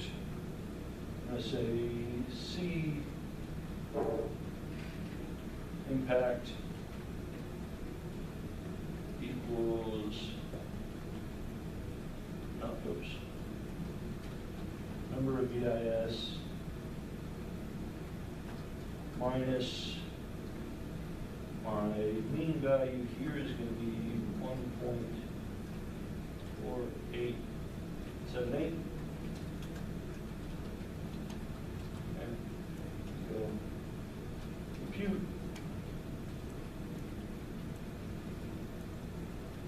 Say C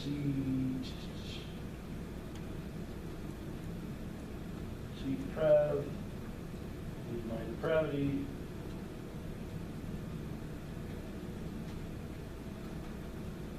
Minus 12.51. So what I've just done is just created a couple of centered variables. Now, like anything else, if we go through and identify that we've got outlying cases that we're gonna address, we would wanna address those cases before we're centering and doing stuff, right? Because that takes precedence. If we're actually going through and this was our data and we needed to do something about this, right? So note that in the case of these outliers, we probably want to do something in terms of some smoothing procedures before we start to proceed to the rest of the stuff. But for this example, we'll just go ahead and pretend like we don't have those values out there, okay?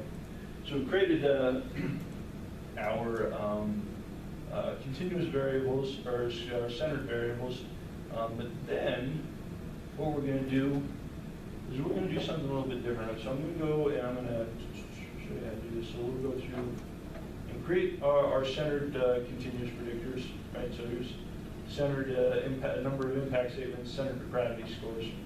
Now I'm going to go to data. I'm going to hit define variable properties. Right, no, I'm not. I'm going to get transform compute variables. There we go. And so what I want to do is I'm going to call this natural log of impact. Right? And my natural log of impact, I'm going to go down into in this expression field. I'm going to click arithmetic. I'm going to go down. I'm going to select natural log. Okay. And what I'm going to do is I'm going to take the natural log of my. I'm going to go 1 plus my number BIS. Okay. Why don't you do the, I think I know, but just for clarity, why don't you do the center when you're doing? Okay. Can I take a natural log of the value 0? Okay. Right. So what I'm going to do here is I'm going to plug those centered variables into my model. Right. But for this, what we're going to do is we're going to set up a screening. What we're setting up here is looking at the natural log of my logit, right? And so, or the linearity of my logit. So what I'm going to do is I'm going to go through, because if I look at my descriptives here, I have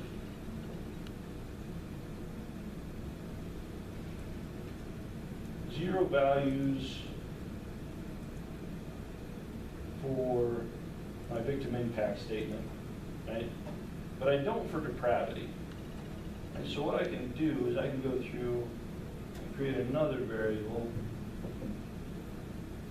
So I have a pen I can borrow.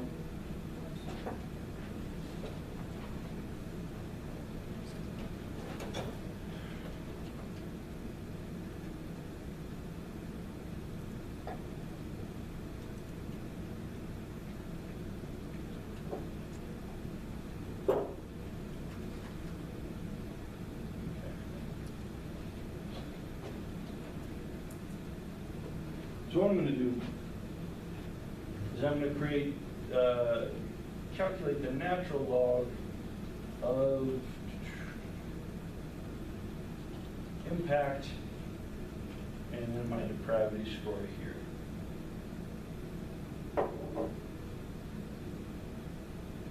Because what I'm going to do to test the linearity of my logit, what I'm going to do is I'm going to run my model, but I'm going to plug look at the interaction of my continuous predictor and the natural log of that predictor. I'm going to take that interaction and use that to determine whether or not I have linearity in my logit. Okay?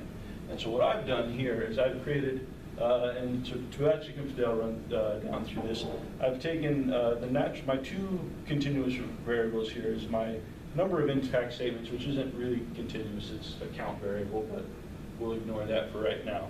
So I've got the number of my impact statements, I've taken the natural log of that, right? And then I've taken my depravity score and I've taken the natural log of that. And what we can do to test the linearity of the logit is I can go through and I can create, what I'm going to do is I'm going to create an interaction of depravity and the natural log of depravity, and the interaction of impact and number of impact statements. And I'm going to plug those into my model. And what I'm hoping for is that those don't pop up as statistically significant or close. Because if they do, it suggests that I've got a nonlinear relation between my logit and my predictors. And so what we're going to do is we're going to kind of run a screen out test here for this. Okay. So if we're thinking about our criterion, right? So we've got no distributional assumptions for our continuous predictors, right? Behave, but if they're not, that's not too bad, right? We want to make sure we have adequate coverage, right? So this is why we run our crosstabs, make sure that we don't have gaps in our cells. We want to make sure that that our variables don't, or combination of variables don't determine perfectly whether or not someone's in one category versus the other. But we'll see if our model gets screwy or fails to converge. We'll see that, right? We don't want to have multicollinearity or outliers. We've got outliers. Probably should have went through and checked those in before we sort of moved forward, but we won't worry about that for this example. And then want to make sure that our people are independent of one another, right? So in this case, we would want everybody to make their, not want this to be like group trials where people are all together. These are all separate cases, so this should all be pretty good, okay? So what we're going to do, actually, is we can go through, let's just take a look and make sure that we don't have collinearity between our impact statements and depravity scores. We take a look at our correlation here, right? They're clearly not related to one another. I'll go through and take a look at a graph. A scatter plot. Say, depravity score, impact statements. Right. I've got some outlier here and an outlier there that's kind of problematic, right? So, but if I would have smoothed these, that probably is going to go away, right? So it doesn't look like I have collinearity there. And so what I'm going to do is I'm going to go through and I'm going to compute these scores here. Okay. And now what I'm going to do is I'm going to go through and I'm going to go to analyze regression binary logistic. What I'm going to do is my outcome is going to be sentencing. And what I'm going to include is I'm going to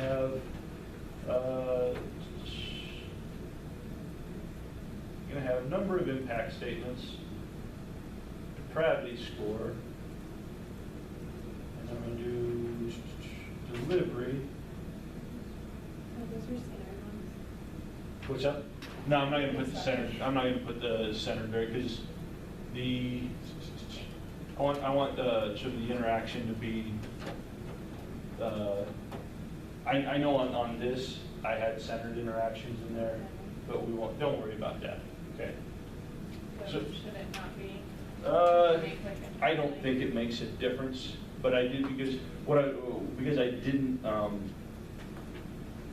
It shouldn't make a difference, but what I'm just doing here is I'm just wanting to make sure that the impact, that my impact statement that went into or my impact variable that went into calculating the natural log is the same variable I'm using across this stuff. I just want to make sure that that stays constant there.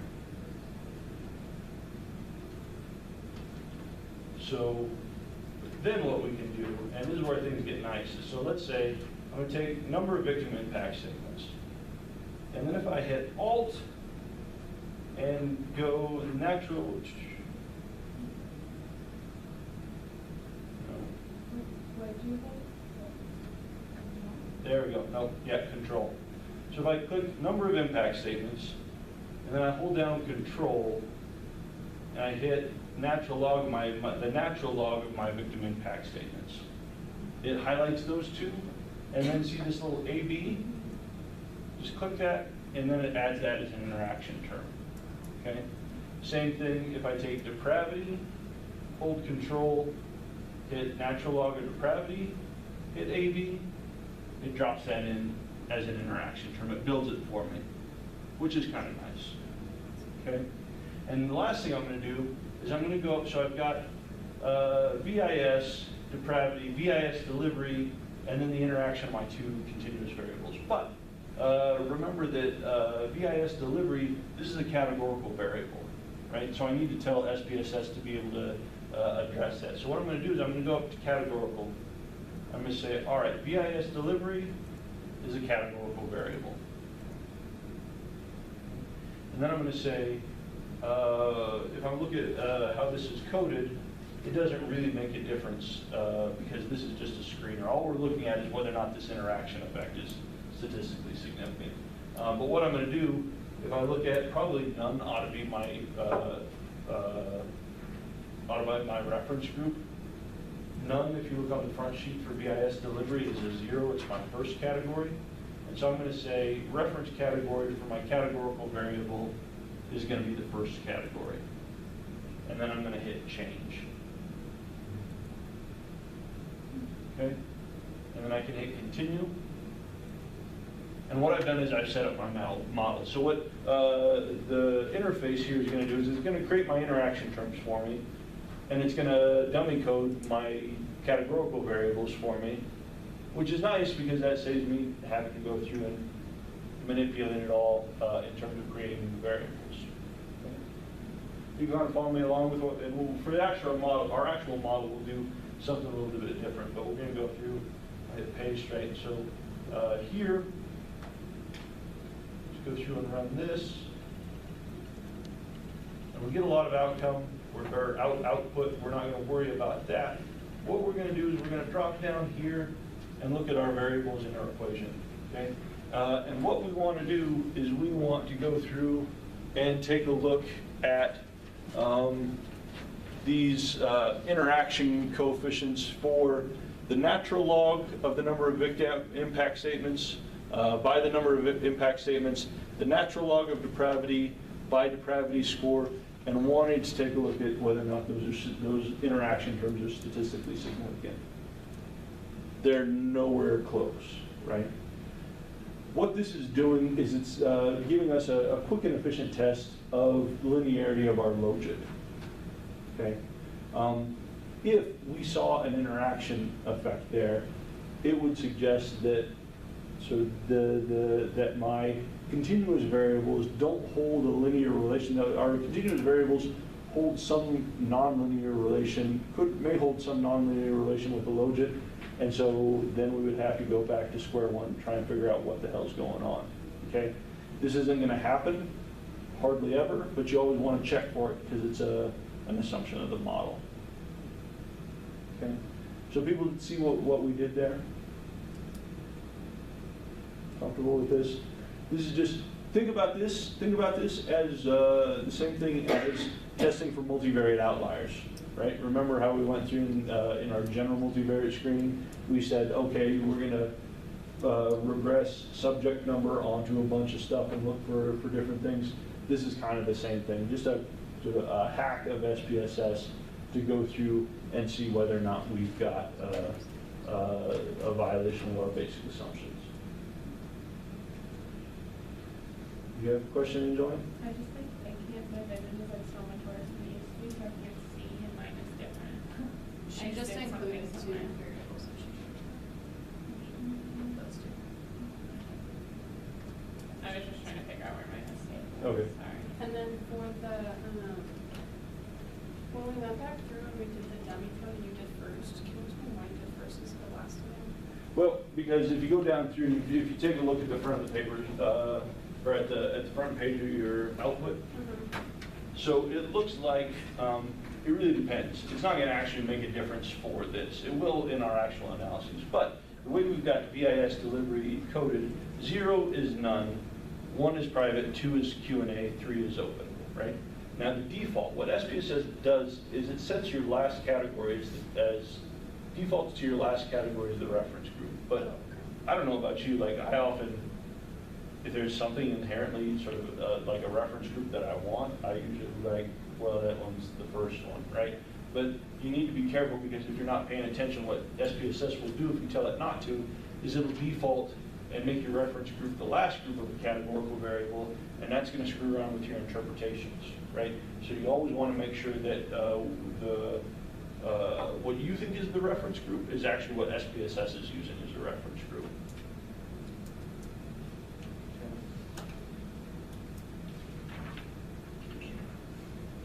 So here, basically what I've seen in terms of like a basic screening for this is that our data are normal, right? That's fine, we didn't really expect it to. It's nice if it is, right? But it's not, but that's fine, I'm not worried about that.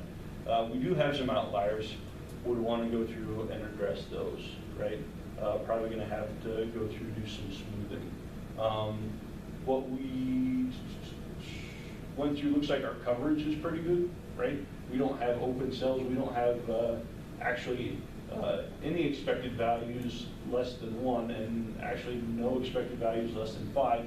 Our data will tolerate sort of less than 20%, but we're good, so we've got reasonable coverage in that regard. And then in terms of linearity of our logit, linearity of our logit looks to be acceptable, given that we didn't find a significant interaction of our continuous predictor with the natural log transform of the continuous predictor. Questions about what we did in terms of just screening through these data?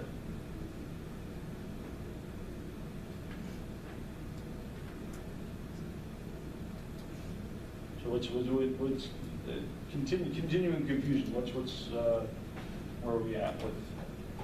No, I was just checking to make sure that we have this. We do now, we just have to go to this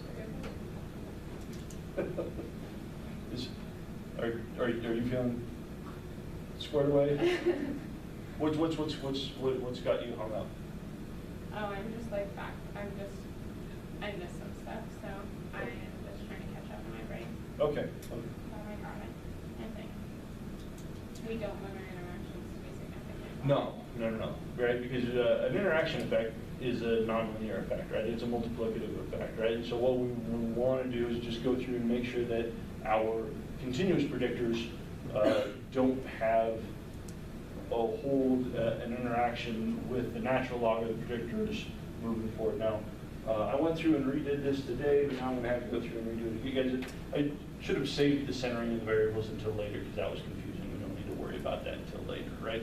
So in your screening, what you just want to do is you just want to create the interaction of your continuous predictor with the natural log of the continuous predictor, plug those into your model, and just make sure that everything is coming out as a wash.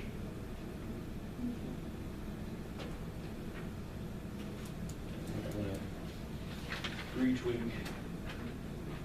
Yeah, okay. Cool. All right. So that's what we go through. Screening's good. Screening's short. We sort of also make sure that there's no collinearity there. But what we want to do now, things are looking okay.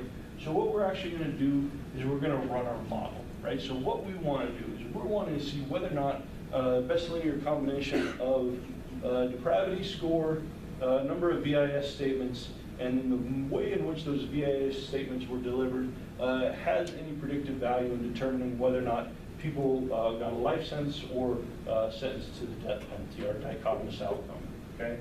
And so what we're going to do is we're going to go up, we're going to go back to Analyze, and then we're going to go to Regression, Binary Logistic, okay? So sentence is still our outcome. What we'll do is we'll start over, kick these folks out, okay? So what I'm going to do is I'm going to ask it to include my centered impact, my centered depravity score, just because that helps with interpretation. That's it. There's no, you don't have to do it. You can put in just a base variable. I would encourage you to use centered variables just because it makes interpretation a little bit better, but you don't. There's nothing mathematically that would say that you need to. And then I'm going to include my VIS score here. Now I've gone through, it looks like this is already indicated this is categorical, but I'm going to go back up and check. And so, yep, VIS categorical, but what it's done, no, I've got the first category uses my comparator. If you look here at the contrast, you got a number of different contrast setups that you can use for this. Go through on the last slide, I've got examples of what these different things are, but your indicator is just going to do comparison of your of the one reference group to all your others. Same kind of dummy coding that we've used up to this point, right? So we want to make sure our first category is what we want to do there, make sure that's good, hit continue. And then in terms of, I want to go to here, you can actually save a lot of values, right? So if I wanted a predicted or a probability value for everybody in my set, I can go through and ask it to save probabilities. And then here I've got my residuals, different types of measures of influence, things along those lines. We won't worry about that right now, but know that you can do that. They're just kind of hanging out there.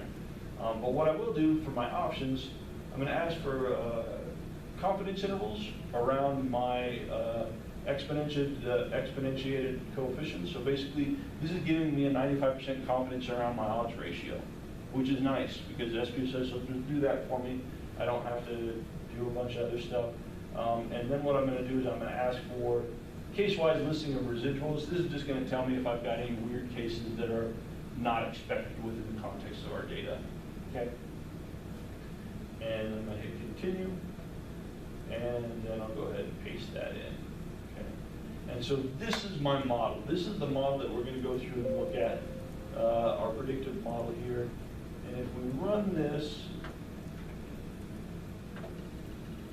we're going to get a bunch of different output. So, what we're looking at here, I'm going to go laser to the, so our folks at home can see this. What we've got is our case summary here. Want to make sure that you take a look at that and make sure we're not missing anything. So we've got 123 people in our analyses. So if we've gone through and done our screening correctly, we're feeling good about that because we know that we don't have any missing values, anything like that, okay? Then I'm going through and I'm taking a look at my dependent variable encoding. This is going to tell me what's 0 and what's 1, okay? This is going to tell me what my criterion variable is. Here, my criterion variable is the death penalty. This is what I'm predicting, okay? Life in prison or a life sentence, this is our reference group, right? So it's important, this is crucial to know because this is going to help you interpret your odds ratio. If this was flipped around, it completely turns over our interpretation of our coefficients, right? What we're doing here is we're looking at the prediction of, or the odds of, we're looking at the odds of being sentenced to death versus the odds of being having a life sentence, okay? Then we got through down here, if we have categorical variables in our model, which we do, this is going to go through and it's going to tell us how these have been coded within our model, okay? So here we see that no VIS is counted, this is our reference group, okay? So you always want to go through and check to make sure that this is set up the way you want it to be set up. So for our first dummy code, for our dummy code 1, it's going to be private as compared to none. Second dummy code, Q&A versus none. Third dummy code is open versus none, right? And this is just the same dummy code that you guys have done before in this last problem set, going through. And so interpretation is going to be the same. You just want to make sure that you know what's your reference category so that you've got an appropriate interpretation of this stuff, okay? And then this last piece here, this is our beginning block, okay? And this is your classification table, right?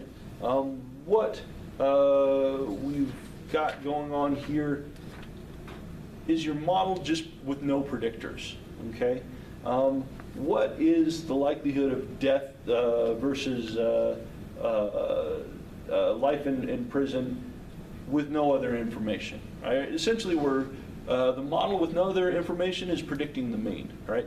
Now this is one thing we didn't go through and do in the screening, but you would want to go through if you're doing your own screening. Also want to take a look at your breakdown of your categorical outcome, right? As we start to get increasingly rare events, our model, it starts to get real hard to detect stuff in our model, right?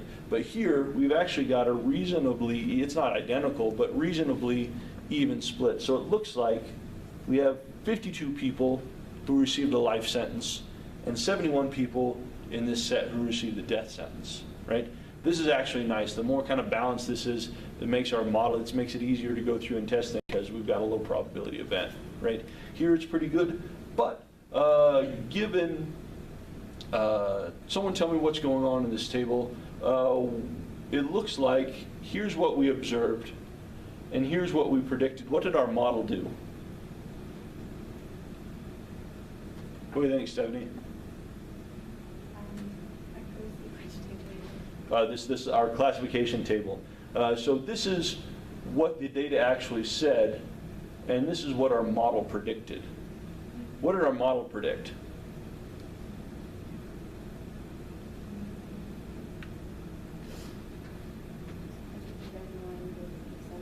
What's that? It predicted that everyone would be sentenced to death. Yeah, it predicted everybody would be sentenced to death. Why did it do that? Because it's morbid and dark, right? Anyone have ideas? Why did our model, in the absence of predictors, predict that everybody was just going to be sentenced to death? Once life and death, zero, one, definitely. Mm-hmm. Well, if you're predicting the mean, that would be somewhere more than one, so that would be closer to death. Well, not more than one, because if it's 0, 1, the mean's got to be in Oh, I'm somewhere sorry, in between. less than one. So it would be more than 0, so it would predict. Okay. Close, you're on the right track. What's going on? Why did this model predict everybody would receive the death penalty?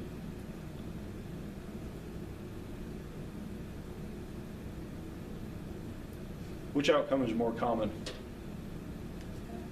The death penalty, right? So in the absence of prediction, with the absence of any predictors, if I don't have any other information, my best guess is that everybody gets the death penalty, just because there's more people who got the death penalty than didn't get the death penalty, right? If we were to have, if this were to be switched around, if there were 51 people who were sentenced to death and 71 who were sentenced to life, it'd be flipped around. So all this, like our model in the absence of predictors, we just predicted that everybody got life in prison, okay? And again, in the absence of any other information, I'm just going to pick one category or the other, right? That's going to minimize my wrongness, right? And here we ended up being correctly classifying just by identifying everybody as getting the death penalty. I was 57% right, or 58% right? So again, in the absence of any information, what's going on? Just if I know that more people in this set are got death sentences than life sentences, and you ask me to predict, I'm just going to say, okay, who's this random person? Like death, right? Just because it's the best guess, because I know there are more death penalty cases in here than life in prison cases. Okay? Do people see kind of what's going on with the model prediction here? Basically, this is the logistic regression version of guessing the mean, right? Okay, so this is our classification table.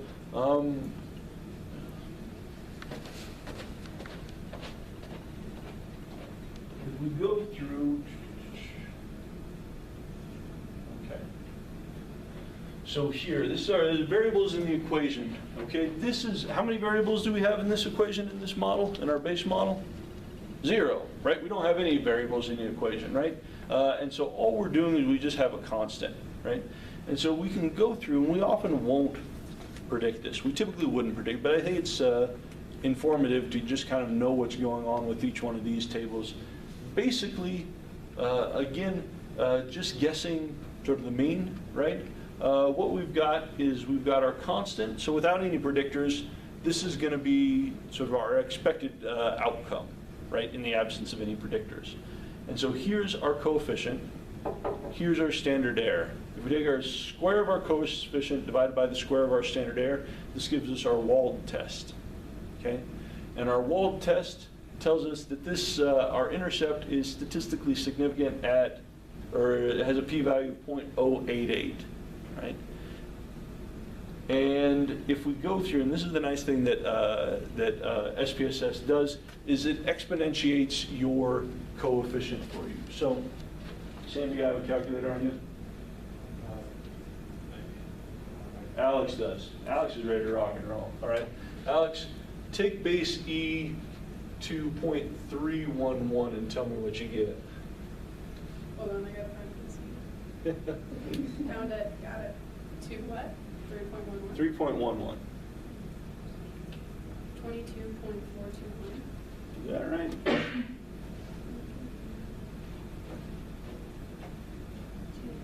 Do you say 0.311? 0.311. Oh, then never mind. It is 1.365. Okay. Right there. Okay. So what SPSS is doing for you is it's going through and exponentiating your coefficients so that you don't have to manually go through and do that, right? So basically what we've got is our coefficient. So this is the log odds, right? This is the log odds for our model here, but log odds aren't super intuitive, right? So what we need to do is exponentiate those. We would take this value to base E to get back to our actual odds ratio, and our odds ratio is given to us here in the exponentiated form. Okay. Now, because this model has no predictors in it, right? What this odds ratio or the log odd or this odds ratio is, it's not an odds ratio, it's just an odds. But our odds here, right, is it's giving us, is it's saying the odds of death are about 1.4 times greater than the odds of a life sentence in these data. Okay. Or you could say it's 40% more likely that some randomly selected person within this set will be sentenced to death versus sentenced to life.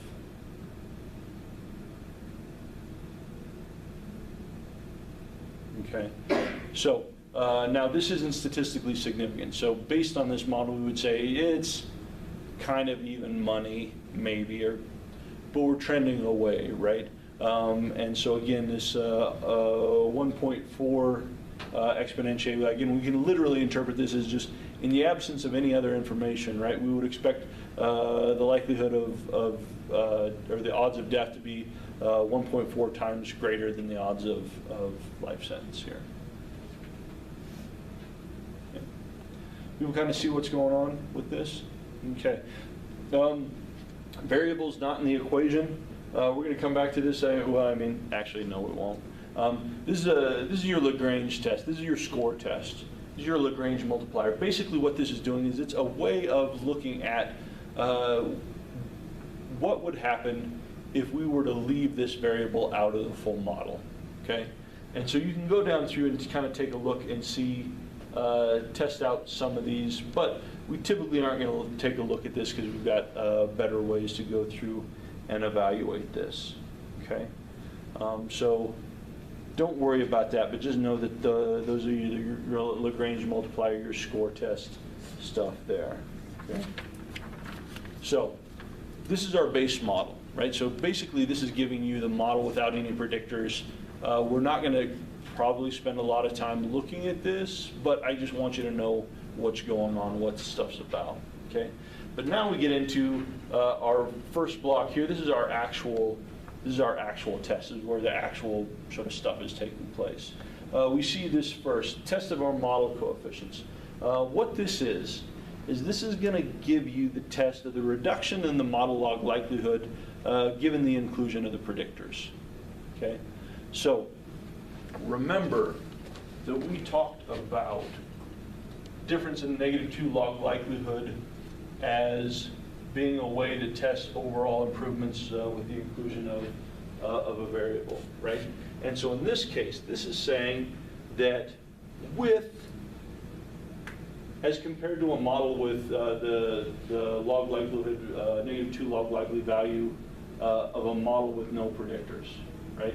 If we take a look at the model fit of a model with no predictors and compare that to the -2 log likelihood of a model with our predictors that we have in, and we can see that right here in the model summary, right? So we've got 5 predictors in this case, right? We've got our 2 continuous predictors, and then we've got 3 dummy codes, right? We've got VIS category 1 versus 0, 1 versus 0, 2 versus 0, 3 versus 0, right? So we've got 5 predictors in our model. So the difference in our negative log likelihood of our full model with our reduced, as compared to our reduced model with no predictors in there, is going to give us a chi-squared difference of 21.049 with 5 degrees of freedom, because our model with no predictors is 0, and our model with 5 predictors has 5. That's a difference of 5 degrees of freedom. And this is statistically significant, p equal 0.001.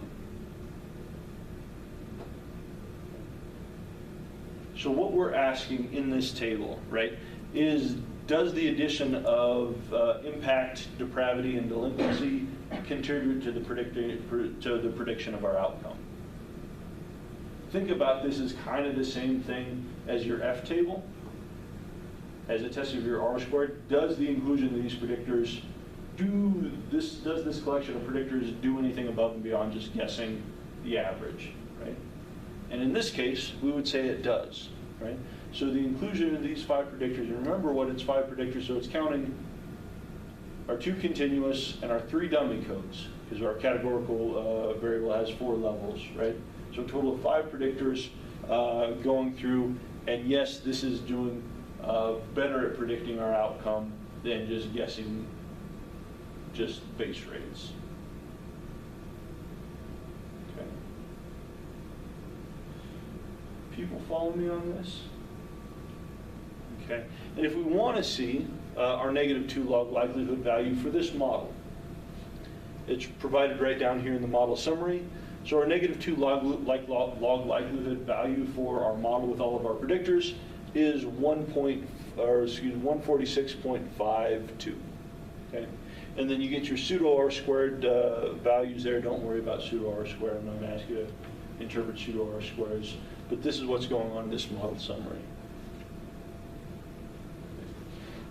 People with me so far? Cool. Then we can go down, we can take a look at our classification table. Okay. Here, we've got our prediction of our coefficients, or excuse me, our cases. Now instead of just predicting everybody got the death penalty, our model is differentiating people, right? And basically what SPSS has done is it goes through and it calculates an individual probability of our criterion, right? It's the individual probability for individual cases, whether or not they're going to get the death penalty or not, right? And based on that, right, what we've done is we've said, okay, this is our classification. If your probability is greater than 0.5, we say that you've got the death penalty. If it's less, we've dropped it down, right? And so we see, as opposed to 50, so what was it, we were 57% before? Yeah, so we've got 57.7%. Now we've jumped this up to 64%, right? So we've increased, with the addition of predictors, we've gotten better at predicting our outcome, right? So that's good. Based on this, we can go through and we can calculate sensitivity, specificity values. We can calculate positive predictive, negative predictive values, and go through and take a look at all of that stuff based on this test here, right? And actually provide some meaningful interpretations of sort of how well our model is performing based on some other criteria, not just statistical significance. And then what we've got down here is our coefficient table. So again, we've got our regression coefficients, right? But this is predicting log odds. That's not terribly useful, right? Well, I mean, it is. It's immensely useful. It's just not something that we can easily interpret. But we've got our walled test. If we take the square of this divided by the square of this, gives us our walled. With 1 degree of freedom, this gives us statistical significance. We've got our exponentiated, so this is our odds ratio. And then this is our 95% confidence interval around the odds ratio. okay? And so what we see here is we have a significant, statistically significant test or evidence of a unique relation for depravity, okay? And our p-value here, 0.009. Here's our odds ratio right here. And then, if we go through and we take a look, we get a p-value for our omnibus VIS delivery, right? So VIS delivery as a whole is a significant contributor. This variable, the categorical variable, is contributing to the prediction of outcome in this model, right? But if we go down through and we take a look at individual coefficients, it looks like the one thing that's the contrast that's driving most of this effect appears to be the difference in whatever our first contrast was. And if you go back through and take a look at your first contrast, our first contrast is going to be providing the VIF in private versus none at all. Okay. And so if I'm looking at we'll start with this categorical, this interpreting the odds ratio for this indicator variable here. So my exponentiated coefficient is 0.261. Okay. And so how I would interpret this, I would say that the odds of death are 0.26 times as likely as that of life for VIS presented in private versus not at all. Alternatively, I could say the odds of death decrease by 74% when VIS is given in private versus not at all. Now, what's kind of funky about this interpretation or this effect?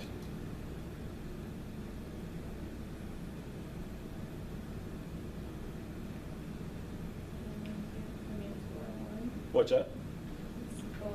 Right.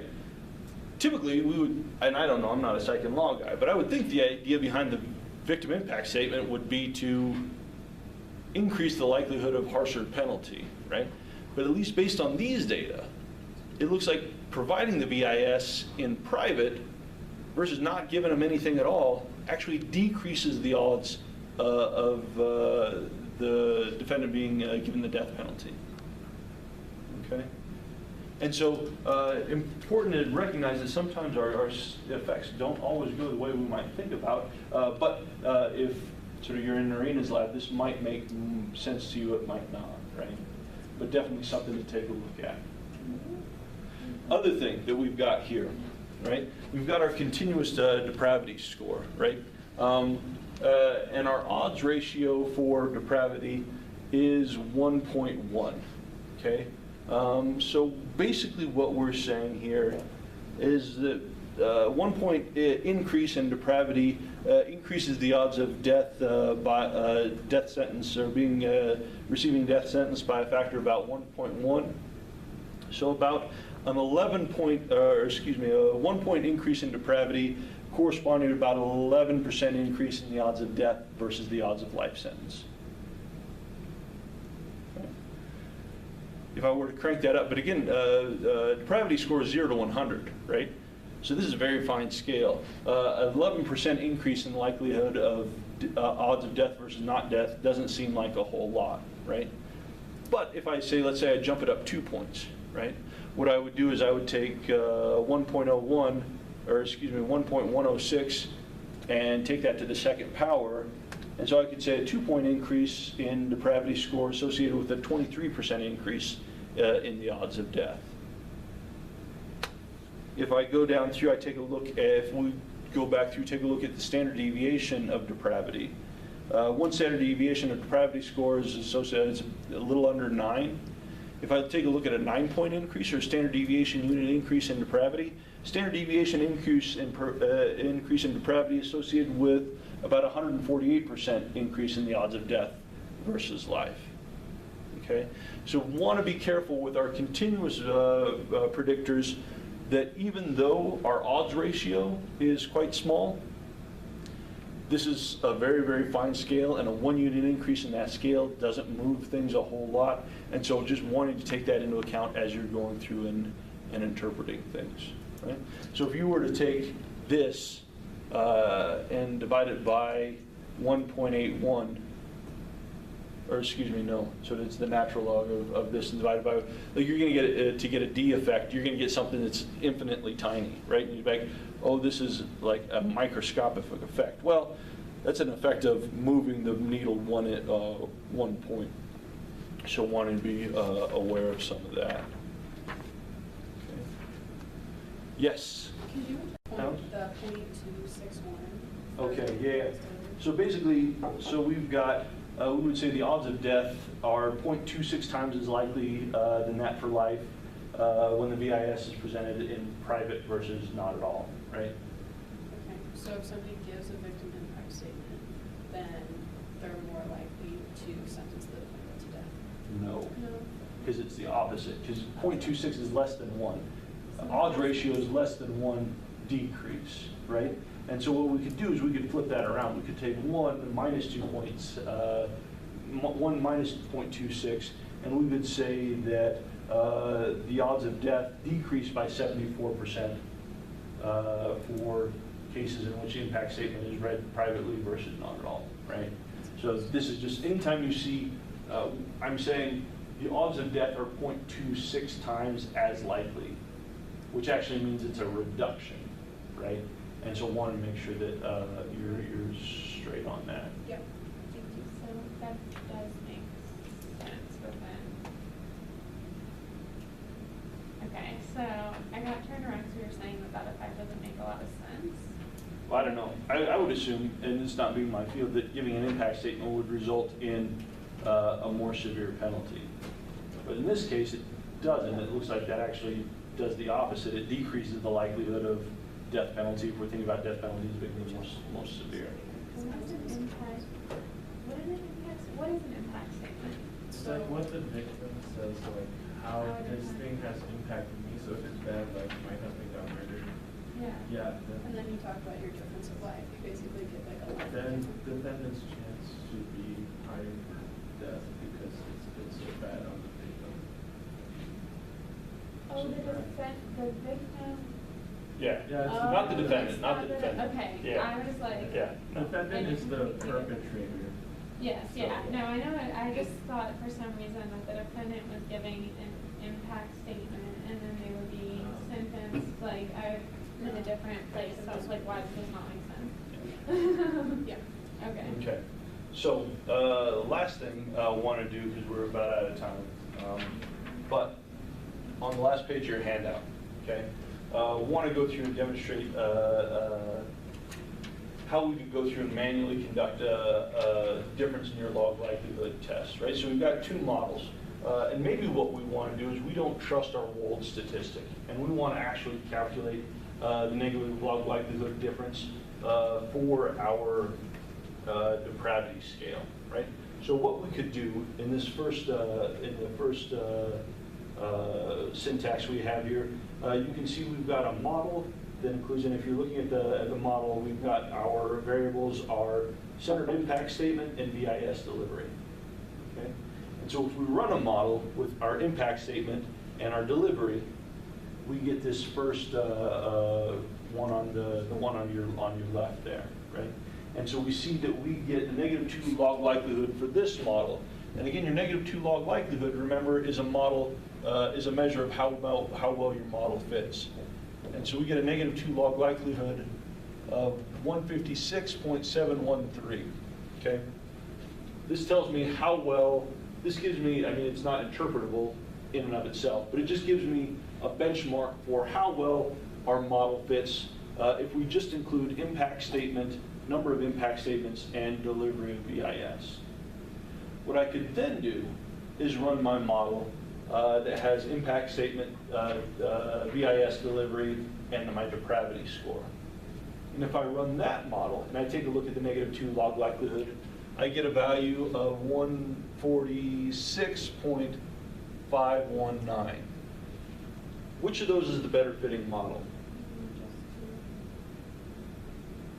Not just 2, the one on the left's the smaller, like this one. Do we want big log likelihoods or small log likelihoods?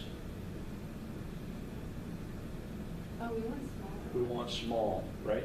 And this makes sense, right? Like, so adding depravity didn't hurt our model. It made our model better.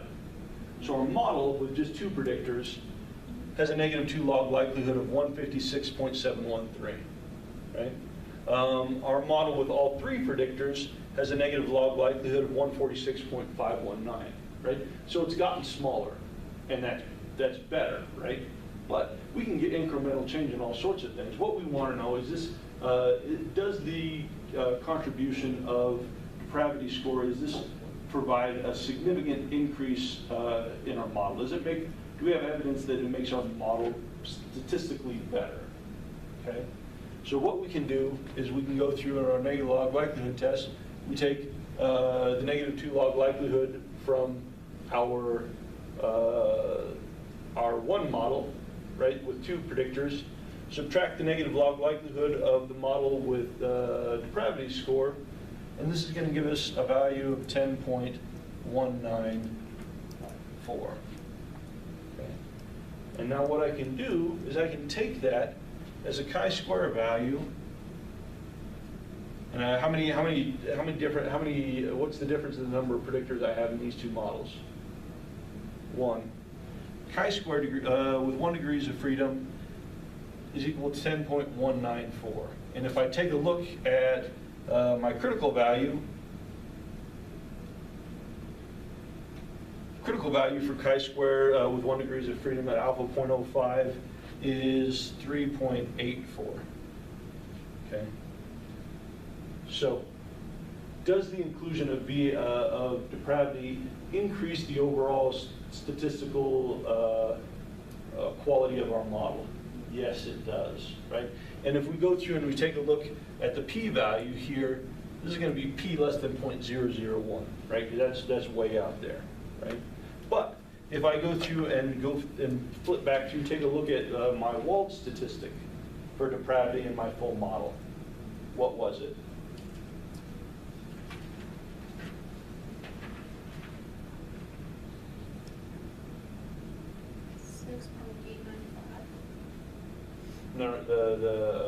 No, the significance value. 0.009, right? And so this is an example, right? So in this case, our Wald statistic gave us a fine test, right? It's VIS is clearly within the full model. We can go through and say, yeah, it's a significant predictor. But remember that the Wald test is only an approximation, right? And it's not super sensitive. There's clear problems with that. Remember that -2, or the difference in -2 log likelihoods, and looking at that on the chi-square distribution, that's kind of our gold standard. That's our most sensitive test for the inclusion of predictors or a set of predictors. And so what I can do if I want to get that is I just run a model that doesn't have the predictor I'm interested in looking at, and then compare it with the overall model -2 log likelihood with the value, or with the model that it does have the predictor, and then just take a look at the difference there, right? I could do the same thing if I wanted to have, let's say I had VIS delivery, and just looked at a model with VIS delivery, and then ran a model that's got VIS delivery, and then I add a number of impact statements in VIS, right? I could do the same thing. I compare the -2 log likelihoods of those 2 models, and then compare that log likelihood difference change against a critical value, chi-square critical value with how many degrees of freedom? If I add both VIS and depravity score, 2. Because I've got a difference of 2 predictors in that model, right? And so then what I would do is that would be a test of the relative contribution of adding the set of number of impact statements and depravity score above and beyond VIS, right? And so I can go through, I could run this -2 log likelihood test for individual predictors, right? And get a specific test for that. Or I can go through, kind of like we do with hierarchical regression, I can look at a set of predictors, right? Does the set of predictors, if I include these 2 or 3 other predictors, do I get a reliable increase in the overall model fit, right? And I can go through and do that and see. Now, how that impacts your actual prediction table might be disappointing, right? But what we're looking at, if you want to make an argument that we get increase in the statistical fit of this model with this value versus not, right? You can go through and take a look, okay? Because again, if you add more variables into your model, this is going to go down incrementally. Same thing, if I add more variables into my regression model, my R-squared is going to creep up a little bit, right? What this is doing is looking at whether or not the addition of the predictor or predictors is resulting in a significant improvement in overall model fit.